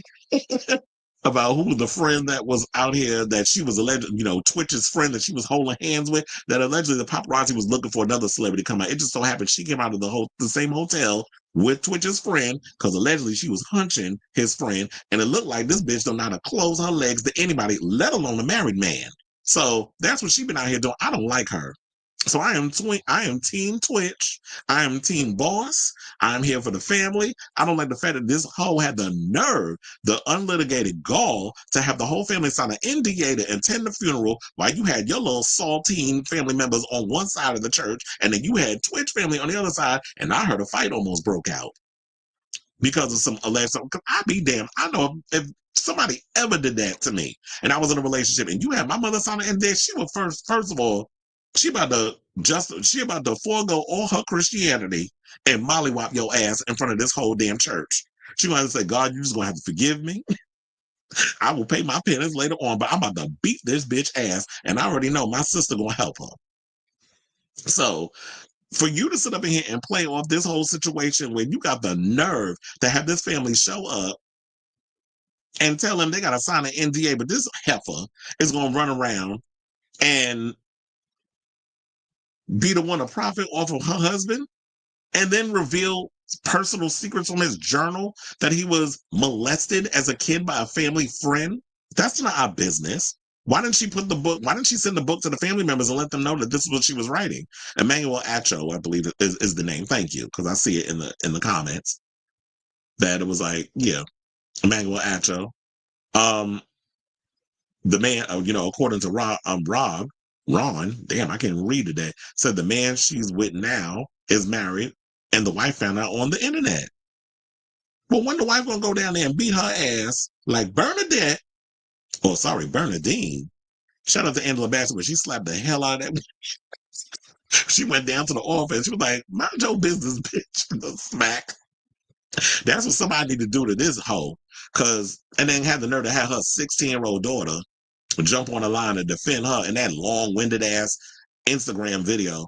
And I'm like, I know some people feel like we should give the grace to a 16-year-old when they come out here and they jump in the conversation trying to windmill hard for their mother. And I understand loyalty is a wonderful thing when it comes to family. Oh no, we don't want to show what that damn book look like. Fuck her. When it come down to the mother and all the stuff, however, this is what the part where I say, and this is how you know this the white side that's coming out of her and not the black side. I don't know if her father is black because I don't know who her daddy is. Quiet as it's kept. I wouldn't be surprised if Miss whatever the hell that little child name is in the same boat as Kim Zolciak's first two children where they don't even know who their daddy is. But then you had Croy come in and adopt them so they can have some kind of father figure going on in their life. I wouldn't be surprised. This is the part where you tell kids stay out of grown folks' business. But when you have grown people who try to treat their children like they their best friend, because quiet as is kept, people their own damn age can't tolerate their ass, but you can sit up out here and control your children because they don't know no better. They just show blind loyalty because that's their mother. So when you got a 16-year-old out here trying to defend their mother and don't know the true tea of how the evil ass see you next Tuesday that she really is, then one day the little girl gonna open her eyes. I'm sure 5 years from now, when she old enough, well, she'll be 21, and she'll see her mother for who she is. But I understand the blind loyalty. But girl, I'm sorry, I don't believe in. Well, maybe I won't windmill too hard, but I just feel like the minute you decide to jump in the group chat and invite all us into it, and that be the group chat being social media, and you invite everybody into your business, you over here thinking that you ate with that whole defense situation, and then people drag you on social media, everybody, now don't go too hard on she a kid. The minute you try to assert yourself like you grown, I'm gonna treat you like you an adult. No shade. And I feel like if y'all sit up in here and try children as a damn adult when they commit homicide and things of that nature, then the gloves is off when it comes to stuff like this. So we just gonna have to agree to disagree. But now what is it? Because I guess one of the people who, well, that's Twitch, and I'm not sure who that guy is. I think that's his brother. So now Big L said the following. So yeah, I DGAF about an NDA. This crazy woman made me and his actual family, including, sign an NDA just to even attend the funeral. She's been trying to tarnish his legacy and refuse to let Boss family see the children, only to exploit and lie on my cousin. Hell no. So yeah, she's out here trying to perpetuate this narrative, and then the daughter talking about, oh, we've been moving around a lot, but okay, people move around a lot all the time, but that's never stopped. How does that stop you from seeing your grandmother or your family members or whatever? And I know a lot of people was feeling the way that this little girl was calling Twitch Steven, his government name. That ain't allowed. Not when you have well, I don't know, if I'm not a product of divorce. I don't know how people, do the whole situation when it comes to that. When it comes to like when you get a bonus parent. But I feel like if you have a bonus parent, yeah, you have your biological parents, and I don't think it's being disrespectful if you can come up with a different name. Um, you call him Papa Twitch or Papa Steve or whatever the case is. And then you have your biological father, you call him Dad or whatever.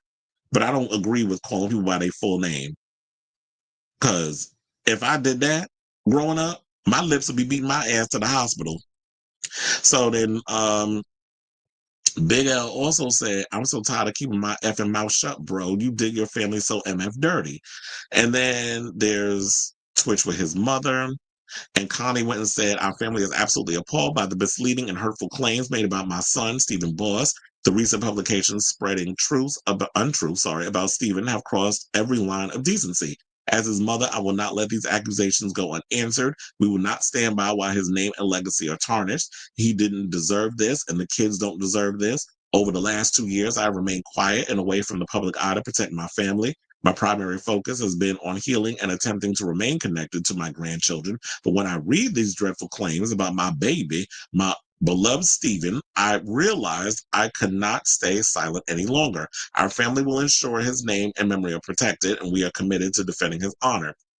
And of course, Allison posted her little long-winded ass post, but we don't give a shit about what she had to say because I feel like she's an opportunist. She's evil. She's weaponizing those children and everybody else in order to financially benefit from it. So, there's a special place in hell for her. I'm hoping the book fails. And you'll have to figure out another way to raise them babies. Maybe that married man you messing with got a good enough damn income where he could sit and take care of you and that family. So I say, listen, sir, what do y'all think of this story in regards to the latest about, Allison's NDA? you know, basically saying that she's the only one that could benefit financially. This is why I feel like, ooh, that's some fuck shit that she pulled. Because if you had that happen at the funeral, if you pulled up on me at the funeral, it was like y'all all had to sign NDAs, otherwise you can't come into the funeral. First of all, it'd have been a full-on fight. I understand, like, you want to respect your son. And she tried to say that's what Stephen wanted. That's a goddamn lie. First of all, I don't think Stephen would have ever did any of that to his own family, let alone his mother. So ain't nobody out here believing Emmett Till's accuser of, you know, try to pull some stunt and say like, okay, so now he would have been for this, so that's why she did it. No, your ass wanted to financially benefit because you knew what you had a end goal in this whole situation, and you had your eye on the prize, so you was looking ahead. You wasn't in the moment.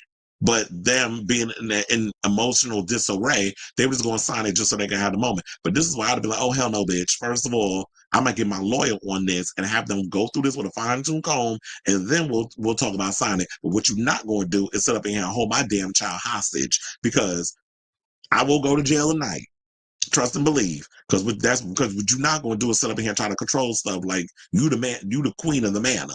So whatever your thoughts are on this whole messy situation, and I know tWitch is rolling in his grave if he was put in a cemetery. I don't know if he was cremated or not, but because we don't know really, I don't know the details on the funeral arrangements. All we know is there was a funeral.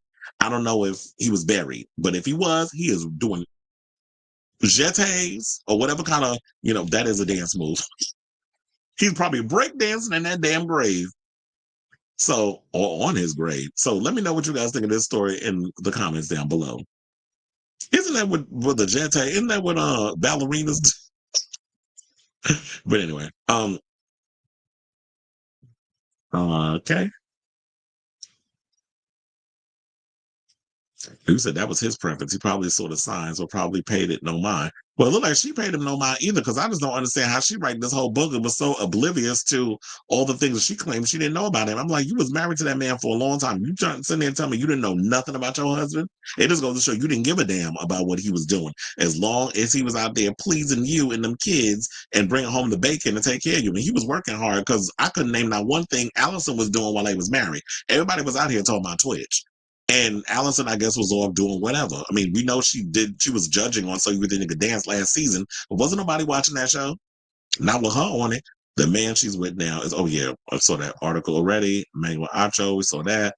She was snapped in a picture with Acho at a party 10 months after his death. That's what says she wasted no time laying alone with spreading it wild with his friend and then a married man. That bitch is nothing but an opportunist. I can't stand her. She probably fell out of love with him a long time ago before he took his life. And, a lot of times, when it comes to marriage, it's like a lot of people just stay in unhappy marriages and don't think about leaving. Make it make sense is a friend to the show. Y'all know he'll come in the comments every now and again. I did mention that yesterday when we were talking about tWitch and the fact that Manny, who is Steven's friend, he did an interview with him. And so I was saying, like, yeah, everybody should get a chance. If you get a chance, go over there and watch the show. I mean, watch the interview. It was like an hour and a half. It was good for what we got. And people was in the comments saying what they were saying, but it's like, whatever. You weren't there. Just open your ears, keep your mouth closed, and just listen and learn. But yeah, he got an interview with the friend. I saw that. So it was like also Stephen was the biggest star when what she was. Yeah, exactly. Because it was like we didn't know what was it. I mean, and a lot of people were saying that, like, what was your claim to fame outside of being married to tWitch? Like, we wasn't checking for you. Like, I was a tWitch fan ever since I saw him on So You Think You Could Dance. And yeah, I was upset that he didn't win his season. I think he came in second, but for the most part, he won regardless, because he was, he did step up a couple of the movies. He was a DJ on Ellen's show. He was out here doing a bunch of stuff. So he was successful. So he's one of those, like I said, he was one of those that didn't need to win So You Think You Could Dance to be successful. He was sort of like the Christian Siriano of that franchise. There were so many people that came out of that franchise. And even though Christian won Project Runway, tWitch was the most successful person to come out of that show. Well, there was a couple, because Travis Wall was successful too. Like, he's been on Drag Race. He's been doing a bunch of other things. So there's a couple of them that were big stars. And Dietrich was on America's Best Dance Crew. There was a couple of them. Yeah, ballet. It's like jeté. It was like, I know my dance moves. They don't. It's not hip hop. tWitch friend is foul for that. That's not a friend. That's And yeah, a lot of them be doing that. A lot of these Candace Owens types that sit out there and be seeking out the white coochie. Okay, so, but anyway, it is what it is. Did I go a little too hard on Allison? I just don't like people like that. I just don't like people that move like her. Opportunists. Sis. But anyway, let's get into child. Let's go from one opportunistic biatch to another. And let's talk about this evil broad, Blake Lively, who there's a lot of stuff that's surfacing. Because remember, there was another video. Damn, I forgot what it was when we talked about it. It was the Army Hammer video where they were like that he labeled her as a mean girl over there at Gossip Girl and said that she had a hand in his firing. He didn't say it, but it was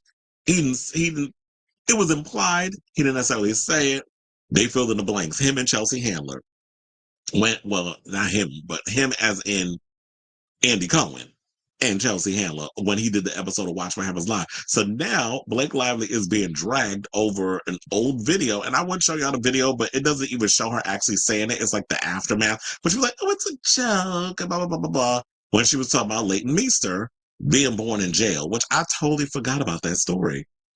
That was some tea that came out. But anyway, so now in a viral TikTok video taken from an undated panel discussion, the 37-year-old actress, who is currently embroiled in a bitter legal battle with It Ends With Us co-star and director Justin Baldoni, makes a cutting remark about Leighton being born in prison. Now, sitting next to Leighton, who is 38, and the rest of the Gossip Girl cast, Blake declares, "Well, some of us started in a cage." As she delivers a savage joke, she waves her hand in Leighton's direction. After her quip fails to amuse the audience, Blake adds, "Come on, it's a joke. Lord have mercy." I'm like, "Yeah, bitch," at the expense of somebody else. And to me, I guess maybe that's the reason why she's fucking Ryan Reynolds, because she thinks that his style of comedy is going to rub off on her. But girl, I think, see, now maybe your ass need to sit there and watch an episode of Drag Race, because many a times when I've watched that show, they said there's a difference between roasting and being mean-spirited. Your idea of jokes and roasts falls more or less on being mean-spirited. You're taking something that's deeply personal, that's something I couldn't control, whatever reason. I don't know why her mother was in jail and had her in prison or whatever the case is. But for you to take that and weaponize that and make it a joke, and it's probably something that maybe I told you in confidence. I don't know if this was brought up in an interview or whatever the case was. I don't know. But for you to take that and make it a joke at my expense, and then of course when the joke falls flat, you want to turn it on. Come on, it's a joke. Like and get in that sense, like, bitch, you're not funny. If that's not your bread and butter, if you're not a comedian, if you're not Chelsea Handler, if you're not, anyone, if you're not a Kathy Griffin or whatever, then stay in your lane. Try to act like you're a nice person, but she doesn't. Because there's been so many stories about her where she's another one who's a see you next damn Tuesday. So social media users were shocked by Blake's attempt at a joke and accused her of being mean. Now, taking to the comments, one said, "Making a joke at someone's expense is very telling that you have low-class mentality. Always joking, but in reality being mean." That's what another said. A third added, "She did not. That's effed up." A fourth continued, "Always joking, but nobody's laughing." Because she's thinking about, I guess, Ryan Reynolds sticking his dick in her a bunch of times and giving her 4 babies, that his comedy gene is going to rub off on her. Maybe it'll rub off on the kids, but girl, you don't have it. Stick to the rivers and the lakes that you're used to, which is continue being a mediocre ass actress who gets roles because your mother's a casting director. And your sister, we all know her, Robin Lively, because she was a part of Teen Witch, which is a movie I used to love that came out in the 80s. So Leighton, for those who didn't know, was born while her mother Constance was incarcerated and was raised up by her grandmother until she was released in 1995. Now, Constance was convicted in 1985 on drug trafficking charges and served 10 years in a Texas state prison for her involvement in a drug smuggling ring that brought a large quantities of Mary Jane to the U.S. from Jamaica. Now, Blake and Leighton headlined the CW series, as y'all know, Gossip Girl, for over 6 seasons, 121 episode run from 2007 to 2012. Now, the teen drama, which was created by Stephanie Savage and Josh Schwartz, focused on a group of wealthy teens on New York City's Upper East Side with gossip blogger, played by Christian Bale, well, that was the voice, narrating the proceedings. Now, together, Blake and Leighton played the respective roles of Serena van der Woodsen and Blair Waldorf on the series, which also featured Penn Badgley, Ed Westwick, Chase Crawford, and Kelly Rutherford. And you know, I love me some Kelly Rutherford. I love me some Kate Rutherford. Back when, from her days on Melrose Place. So now, I'm gonna see if there any other comments. And they said then she waved her hands in Leighton's direction when saying it as well. So it was like, yeah, it was intentional. You were just being a mean old bitch. And when it didn't go over the way you wanted it to, now you want to turn on the audience. And it's a joke. Well, let's tell a joke about you. Why are you such a cunt? How about that? Nobody? Anybody? It's like, why are you the way you are? Like, who hurt you as a child? Because clearly, you just evil. The personification of evil. Now, following the show, executive producer Joshua Safran told Vanity Fair, revealed that the two actresses were not friends. Well, clearly, that's probably one of the reasons why they're not friends. It makes a whole lot of sense. Why Leighton Meester doesn't like her. That definitely makes a whole lot of sense. Because if you went and said that in a press thing or we're interviewing, and you wind up throwing that in my face as a joke, especially when it's not even public knowledge. Because I don't know. To me, Leighton gives me like she's very much a private person. So if you're gonna spill my tea out in these streets and you thinking that's being funny, it's like you didn't think about that before you said it. It just goes to show you probably are problematic. You're probably a nightmare to work with on that damn show. And I wish there would have been at a point, but I guess it was different in those days. If Gossip Girl would have existed today and she was doing that stuff, they probably would have found a way to kill her ass off the show because people wouldn't stand for it. Now, they said, speaking of Vanity Fair in an August 2017 article commemorating the 10th anniversary of the show, he compared the duo to their respective characters, saying they were friendly, but they were not friends like Serena and Blair. Well, that's probably because it was like, yeah, for the sake of the job, I'm going to just be cordial with this bitch. Now, the performers had very different personalities, he told the publication, saying Blake is very much in the moment. Blake knows what's happening. You talk to Blake on a very contemporary level, and she would be like, I'm doing this thing tonight. Have you been to this restaurant? Okay, girl, who cares? So, and then they said that Leighton had a very removed and very quiet demeanor, and that after her scenes were done, she would wander the stage. Blake, has dominated headlines. She's going with the whole thing of with her and Justin Baldoni. And, with all that being said, it feels like to me that this is why a lot of people are team Justin Baldoni. Now, I'm sure like he's probably no angel in a lot of things, and I've said this many times. I'm sure that there was some fault in some stuff that he's done as well. But it is going to show by bringing up all this stuff in the past and her late ass lawsuit months after the movie was released. Then all of a sudden she wanted to talk about sexual harassment, trying to ruin somebody's career, and allegedly involving her husband in certain affairs. I can see why a lot of people in this situation are team Justin Baldoni. Even if he might be wrong in certain situations, people are team Justin because Blake comes across as a mean girl based on not only, a lot of things she's done in the past, and using that movie, it ends with us to promote her tight ass products that nobody asked for and bought. But, all the other things that's going on. So I say all this to say, what do y'all think of this story in regards of her making that comment about Leighton Meester? Whatever your thoughts are, y'all know what to do. Let me know in the comments down below. Driver C says, what's up, friend? I thought Blake Lively was the hottest when she starred in Savages. I forgot about that movie.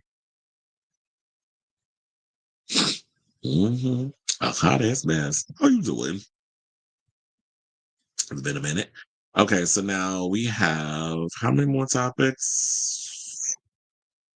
We got I can combine the Justin Bieber topic as one. So we got about, I would say, 3 more topics to go. So if you have that already, please do me a solid, hit that like button and that subscribe button. Also be sure to smash the notification bell so that way when we go live with a brand new episode of Chris Avalon Unfiltered.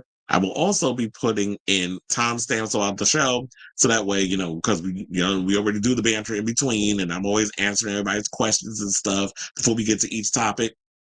So that way y'all know where to go depending on the topics that you talk about that you'd be more interested in and all that good stuff. So yes, please hit the like button and that subscribe button. Also smash the notification bell.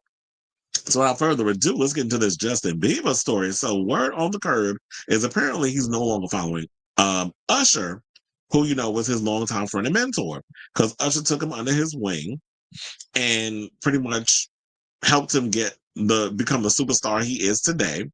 And a lot of people think the reason why he's no longer speaking to Usher is because there's some trauma there of some things that may have transpired back when, he was, I guess, hobnobbing with the diddler when he was young. So, and they saying that Usher's out here still following the diddler. Now, this outfit on the left, I did crop it.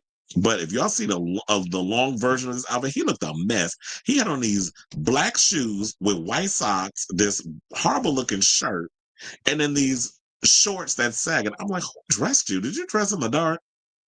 Because I don't understand how Miss Haley let you go out the house looking a mess. But wardrobe malfunction aside, let's get into the story. So shout out to the Mirror for this. So they said the action that sparked much speculation and questions from fans who are wondering why the singer would unfollow his longtime mentor and close friend. Justin and Usher have known each other since 2008 when the Canadian pop star was a 14-year-old and Usher signed him to his joint record label with Scooter Braun. Since meeting him, Usher has mentored Justin throughout the years and became a close pal.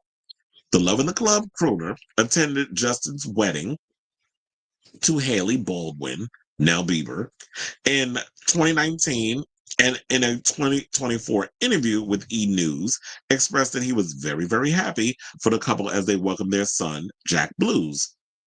Now, on Monday, January 13th, a family took to a pop culture subreddit to share the discovery. The findings prompted conversation where people were wondering the reason and if this was a sign of something bigger, as Justin recently unfollowed and reportedly blocked 5 other people from his former team. Other people also noted that he still follows the diddler on Instagram, with others offering their 2 cents as to why. And I'm like, why would you still follow the diddler, but you wouldn't follow Usher? So yeah, I had to come with the receipt.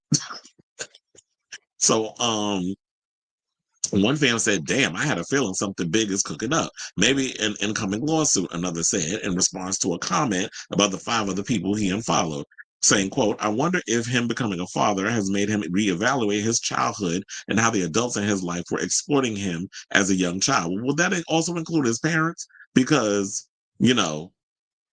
can't nobody get to you and do whatever if the parents are not being aware and paying attention of what's going on. And, the rumors was always stories around how Justin was being exploited by his mother. I believe she was single at the time, and the father was, I don't know what was going on with him, but I think that he has a cordial relationship with the both of them. So another noted, I have been hearing scratchings of allegations against Usher for the better part of a year now. Low quality sources, blind items, etc. But there was a real persistence of momentum to them. It could all just be some of the conspiration. What is it? Conspiratorial. I'm like, what? I knew I was going to get twisted on that word. Conspiratorial. You couldn't say conspiracy theory, child. Conspiratorial hysteria that the Diddy stuff has given space to, but one to watch. Now, a fourth inquired, but why does he still follow the diddler? One replied, stating, that's probably something that would make headlines / good clickbait fodder, and I doubt that's something he wants right now. Now, the Peaches artist's action of unfollowing Usher comes as he recently unfollowed and reportedly blocked people from his former team, such as Scooter Braun, Allison Kay, Ryan Good, Pooh Bear, and Kenny Hamilton. Now, Pooh Bear produced a lot of Justin's music. But in regards to everybody else, Scooter, was Justin's manager. He also used to manage Ariana Grande. So Scooter was Justin's manager and discovered the now 30-year-old. Justin had previously parted ways with Scooter before his retirement in June of 2024. Allison was Justin's general manager, who had been working with him since 2009. Ryan was Justin's road manager and his fashion brand Drew House's creative director. He was also the father of one swagger Child, he literally had a swagger coach. I'm screaming. But I guess when, it don't come natural to a lot of you clear folk, of course you got to get yourself a swagger coach. So they say he was his swagger coach and was the best man in Justin's wedding. Now, Pooh Bear was a frequent collaborator and wrote songs for Justin on his various albums, such as 2013's Journals, 2015's Purpose, and 2020's Changes, and more. Now, Kenny had been Justin's security guard since 2009. And then it was another story that I saw had came out because, with all this stuff about music and him wanting to him blocking people and not wanting people being a part of his life. Now, I do wonder what is the reason as to why he blocked all these people. And also, why are you blocking Usher but not blocking Diddy? When some people believe that Diddy may have done some things to Usher as a kid. And there have been implications of that. I can't say that this is necessarily true because I wasn't in the room.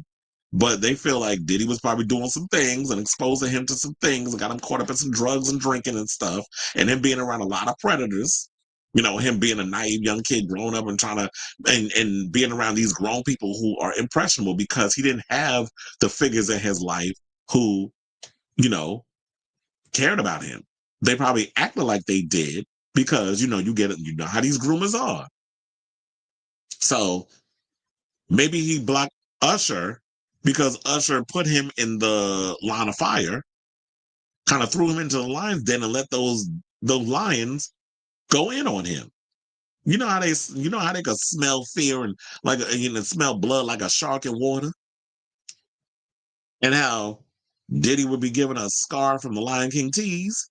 Where you sit up and acting like that you got good intentions, but you just low key evil, or you got ulterior motives.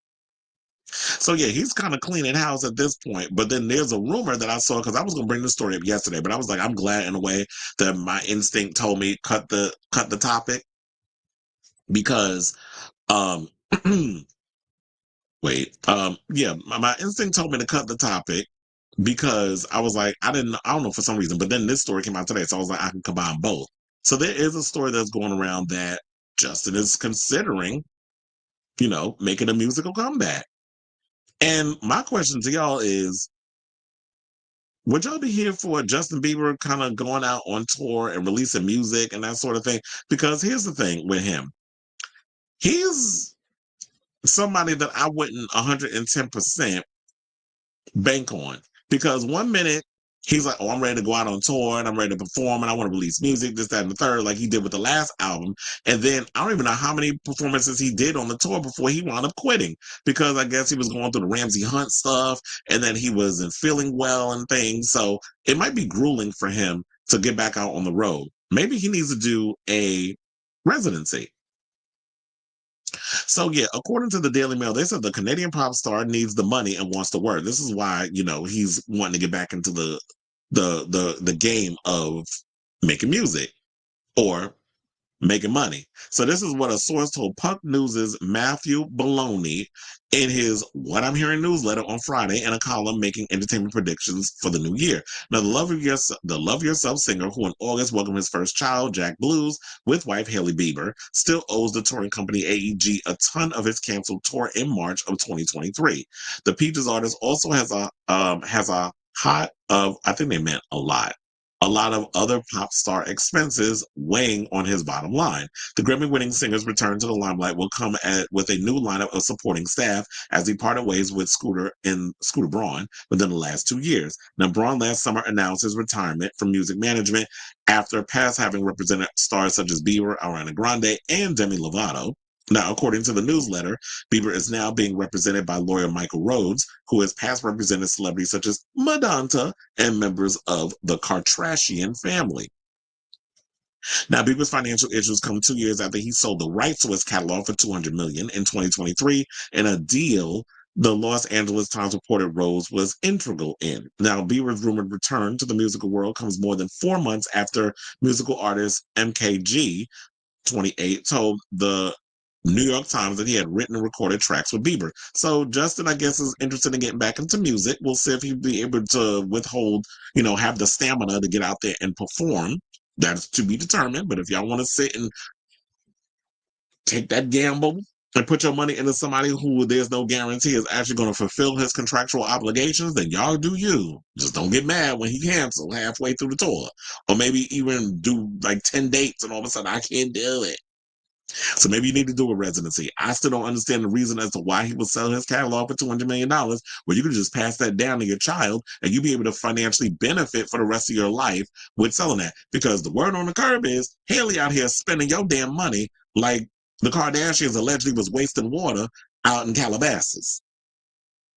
So I don't know if it was a smart idea for you to go out and sell your catalog, but if that's what you wanted to do, sir, then you got to live with those consequences. So now Bieber in February 2023 officially canceled the remainder of his Justice World Tour after the singer said he was diagnosed with the condition Ramsay-Hunt syndrome, which can lead to facial paralysis. So Bieber had previously had to cancel shows in the fall of 2022, explaining his absences from the stage in an emotional post in his IG story. Earlier this year, he went public with the thing, and then his face was paralyzed. So I don't know if that can act up, and it could flare up at any point. So I don't know. But if he has the ability to get out there and tour, then okay, we'll see if you're able to do it. But I say all this to say, what do y'all think of this story? Do you think that there's nothing to him blocking everybody on social media, that he just wants to maybe this is a way of him cleaning house and wanting to start over with a whole new team of people, and he's ready to reinvent himself? I don't know how he's planning on doing it, but we'll see how it does. Or do people care at this point? Like, have people moved on from Justin Bieber, or is it we in this stage of like nostalgia, where it's just like, the fans that grew up with Justin Bieber will go out and buy tickets to his show and support him? Or should he just be on the safe side and just do a residency at this point? So whatever your thoughts are on all of this, let me know in the comments down below. All right, so now let's move on. Let's talk about Colman Domingo, who thinks it's weird to label homosexual actors. So Colman Domingo recently did an interview with the New Yorker. And, a lot of times he wants to be one of those actors, and I don't blame him, that doesn't want to be labeled, or y'all to just be looking at him based off of his sexual orientation. It's the fact that, at the end of the day, I'm an actor. Excuse me. And I just want people to respect me as such and not just take it in that I'm just, a guy who, y'all just want to focus on my sexuality. So yeah, he just recently did an interview with the New Yorker, and it's basically, the title is "The Liberated Life of Colman Domingo," and the actor basically discusses, West Philly musicians that inspired his style, the rejection that nearly made him quit show business, and the experience of making Sing Sing with former members of a prison theater group, which I'm hearing like they also got paid in doing that. He's played Bayard Rustin. He's done a lot of roles, and I loved him in Rustin. He was in Candyman.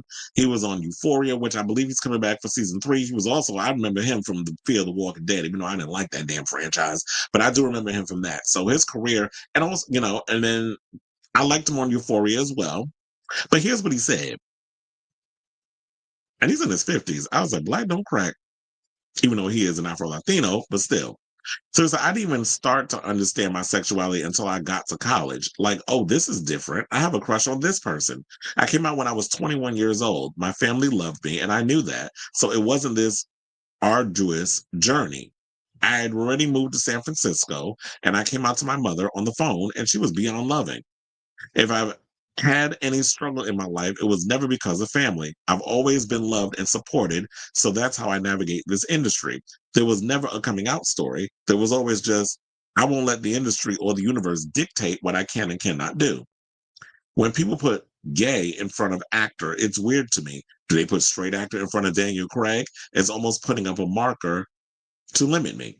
And you know what? I feel like if many people came out with that attitude that Colman Domingo has, I feel like the world will be in a much better place. And shout out to him with those Louboutin boots that he got on, the cow on the top and then the red on the bottom. So yeah, one of the things I've always said about Colman Domingo, and I've seen pictures of him when he was a kid, he's always had an elegant sense of style. So I always liked him. And I feel like that a lot of people should run around with that mentality. When you walk around with this energy of this like, oh, I'm scared that people are going to find me out, or I'm not going to have a career. If you walk around with that fear, people smell that. If you walk into a role where you just full on confident, even if you got to fake it, you can get far in the world. So I like the fact is like, you know what? Yeah, I came out to my mother and she was beyond loving. I've always surrounded myself with people who actually are not, that don't give that negative energy. And I carry myself in a certain way where it's like, you know what? I'm not going to allow people in this industry to define how I move in this business. And I like people like that. That made me like him even more. So shout out to you, Colman. And I'm ready. I'm looking forward to all the other endeavors and stuff that you plan on having down the pipe. Especially, I want to see Sing Sing. I haven't seen him um in that movie yet. And they said Out called him the first black gay movie star, a title with a few possible caveats it's hard to dispute. But I wonder how he feels about that. But I read the quote, he probably would kind of feel a little uncomfortable without calling him the first black gay movie star. But I feel like, some people probably feel like, yeah, he is dark skinned, but he's not, it's not, him being black, that's not all that he is. He is Afro Latino. He is of the Latin spectrum. He's a dark skinned man. And people shouldn't dismiss that part of him.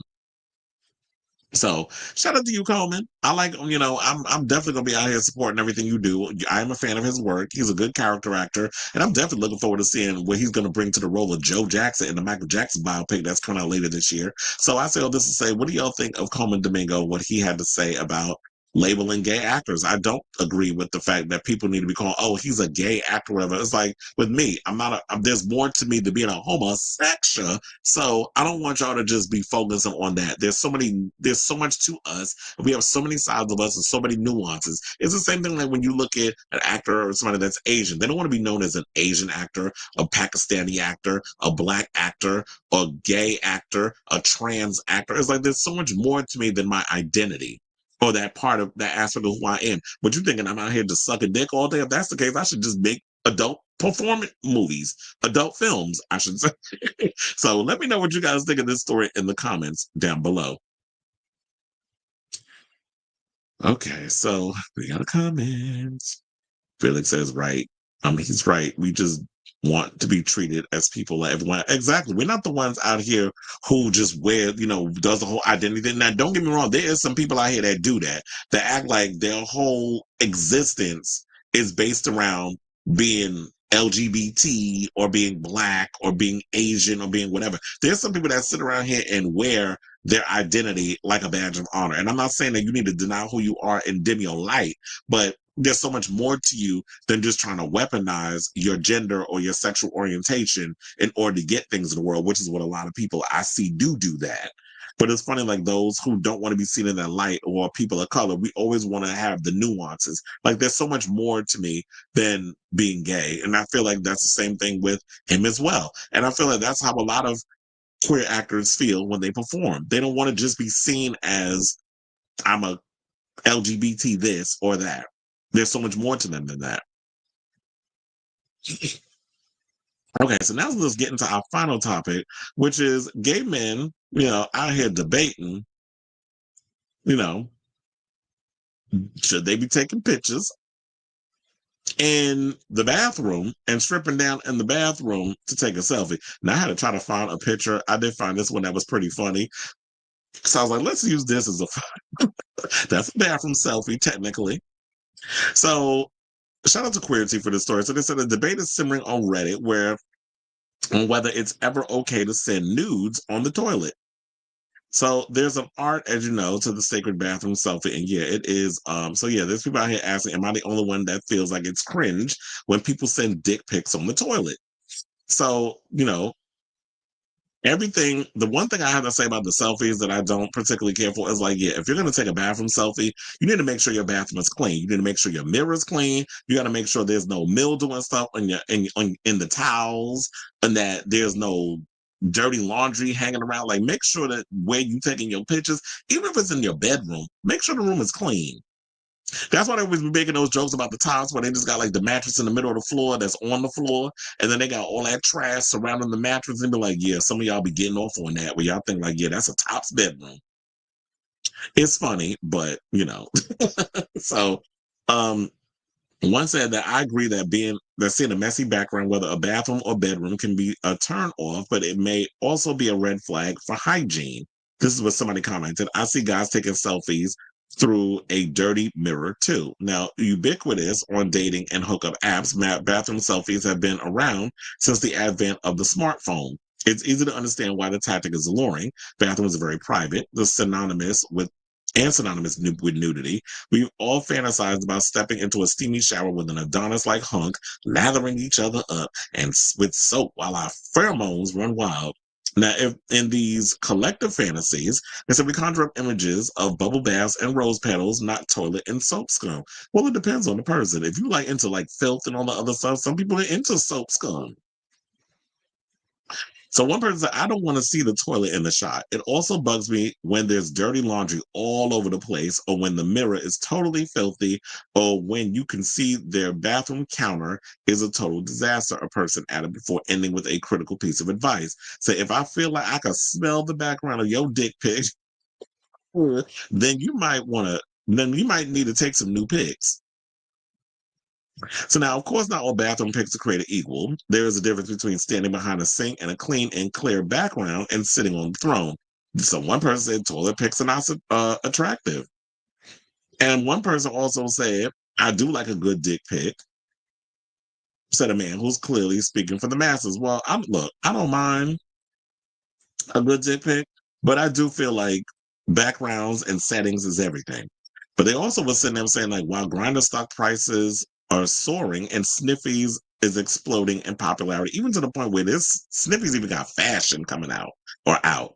Hookup apps are arguably more popular than ever. That means bathroom selfies are certainly not going away. And it seems like that's what a lot of people want. They want those pictures. And, sometimes people ain't really thinking about backgrounds and settings and how pretty something's got to be. A lot of times people just like, you know what? Because when you on the grinder, and I'm one of them, people want more pics or they want to see stuff. And, it's just, I'm just taking a picture to send somebody, and if you want to hook up, let's hook up. But some people in the Reddit, because I'm on it now, it says, no, you're definitely not the only one. Total cringe. Another person said, there are so many better places to get a dick pic. He said, knowing from experience. Another person said, yeah, I do not get the bathroom pics, especially those toilet pics. Just go to the bedroom. Another person said, bathrooms are often a place with the biggest mirror. So that's another reason why I think a lot of people use the bathroom, is because of the design of the mirrors. So them going in there is like, oh, the mirror is nice, the lighting is nice in the bathroom, so I'm going to use that. But then look, we all got tricks now. Everybody's using ring lights, and people use all kinds of tricks of the trade, or they do it in post where they try to make it look a little more appealing. So there's a lot of people that have gotten a little more creative in regards of overall mirror pics. So this says, same with any porn that takes place in a public bathroom, even if it's clearly not a real one, like a movie set. And then another person said, I don't want to see the toilet in the shot. It also bugs me when there's dirty laundry all over the place, or when the mirror. Oh yeah, I read that one already, but I think that was taken from the Reddit. They posted it on the website Queer Team. So yeah, it seemed like a lot of people in the comments, based off of what I'm reading, because it's on the subreddit Ask Gay Men, it seemed like a lot of people don't like the bathroom selfie. But then there's one person says, I don't care. Another person said, as I read earlier, I do like a good dick pic. Another person said, it's like they never taken one before, especially a blumpkin, or expect a blumpkin from me. What the fuck is a blumpkin? Another person said, only if there's a poop floating in the background, but it is not the most elegant dick pic scenario. So, and then the last person said, but I'm like, what? As messed up as it is, Rule 34 of the internet does exist. We don't always like it like this in this situation, but it is essentially on par with the laws of physics at this point. I'm totally confused by what the hell you was talking about up in that one. I gotta find a good one to close this out. Maybe they wrote that with Chat GPT. Well, one person did say, I love to know why guys who do that think it's appealing or sexy. So, yeah, there's that. And my question is to you, do y'all care or not care about where y'all get y'all dick pics from? Like, if it's in a bathroom or not? Me, I personally don't care. As long as it don't look like Is it a messy room or whatever the case was? I don't care how I get. Well, first, I'm not really big on dick pics because as a top, I just want to see your ass. So that's usually what I get. And not only do I get photos, I get videos. So I don't care as long as it looks enticing, as long as it looks juicy, and as long as it's a cute little setting. I don't care where I get the photo. I'm not all uppity and like, what do you plan on doing with the photos? Like y'all, some of y'all be out here like photo collectors, or catfishing and all other stuff over people's photos and making a big deal about how like somebody's decor. Or whatever. It's like, who cares? I'm not looking at your house. I don't give a damn. Well, then again, if I am planning on coming over to your place, that is a genuine concern. So yeah, I do care a little bit, but it's just like as long as it's clean, that place is clean before I get there, and you ain't got me hunching you in old soiled sheets, we good to go. I haven't had a bad experience in that way, so I'm pretty much lucky in that sense. So whatever your thoughts are on this topic, this homosexual topic, let me know in the comments down below. All right, so it looks like we're at the end of today's show. We're doing a 3.5 hour show today. So I want to thank all of y'all for tuning into the latest episode of Chris Avalon Unfiltered. I'm going to see if I come on tomorrow. Hopefully there's some juicier news that's going on because today was a little slow, but look, I could turn anything into a topic. So thank you all for tuning in. Tune in next time for the next episode of Chris Avalon Unfiltered. If you can, please hit that like button and that subscribe button, and also smash the notification bell so that way you know when we go live with a brand new episode of Chris Avalon Unfiltered. So, yeah, love you all for watching. And until next time, ciao, darlings.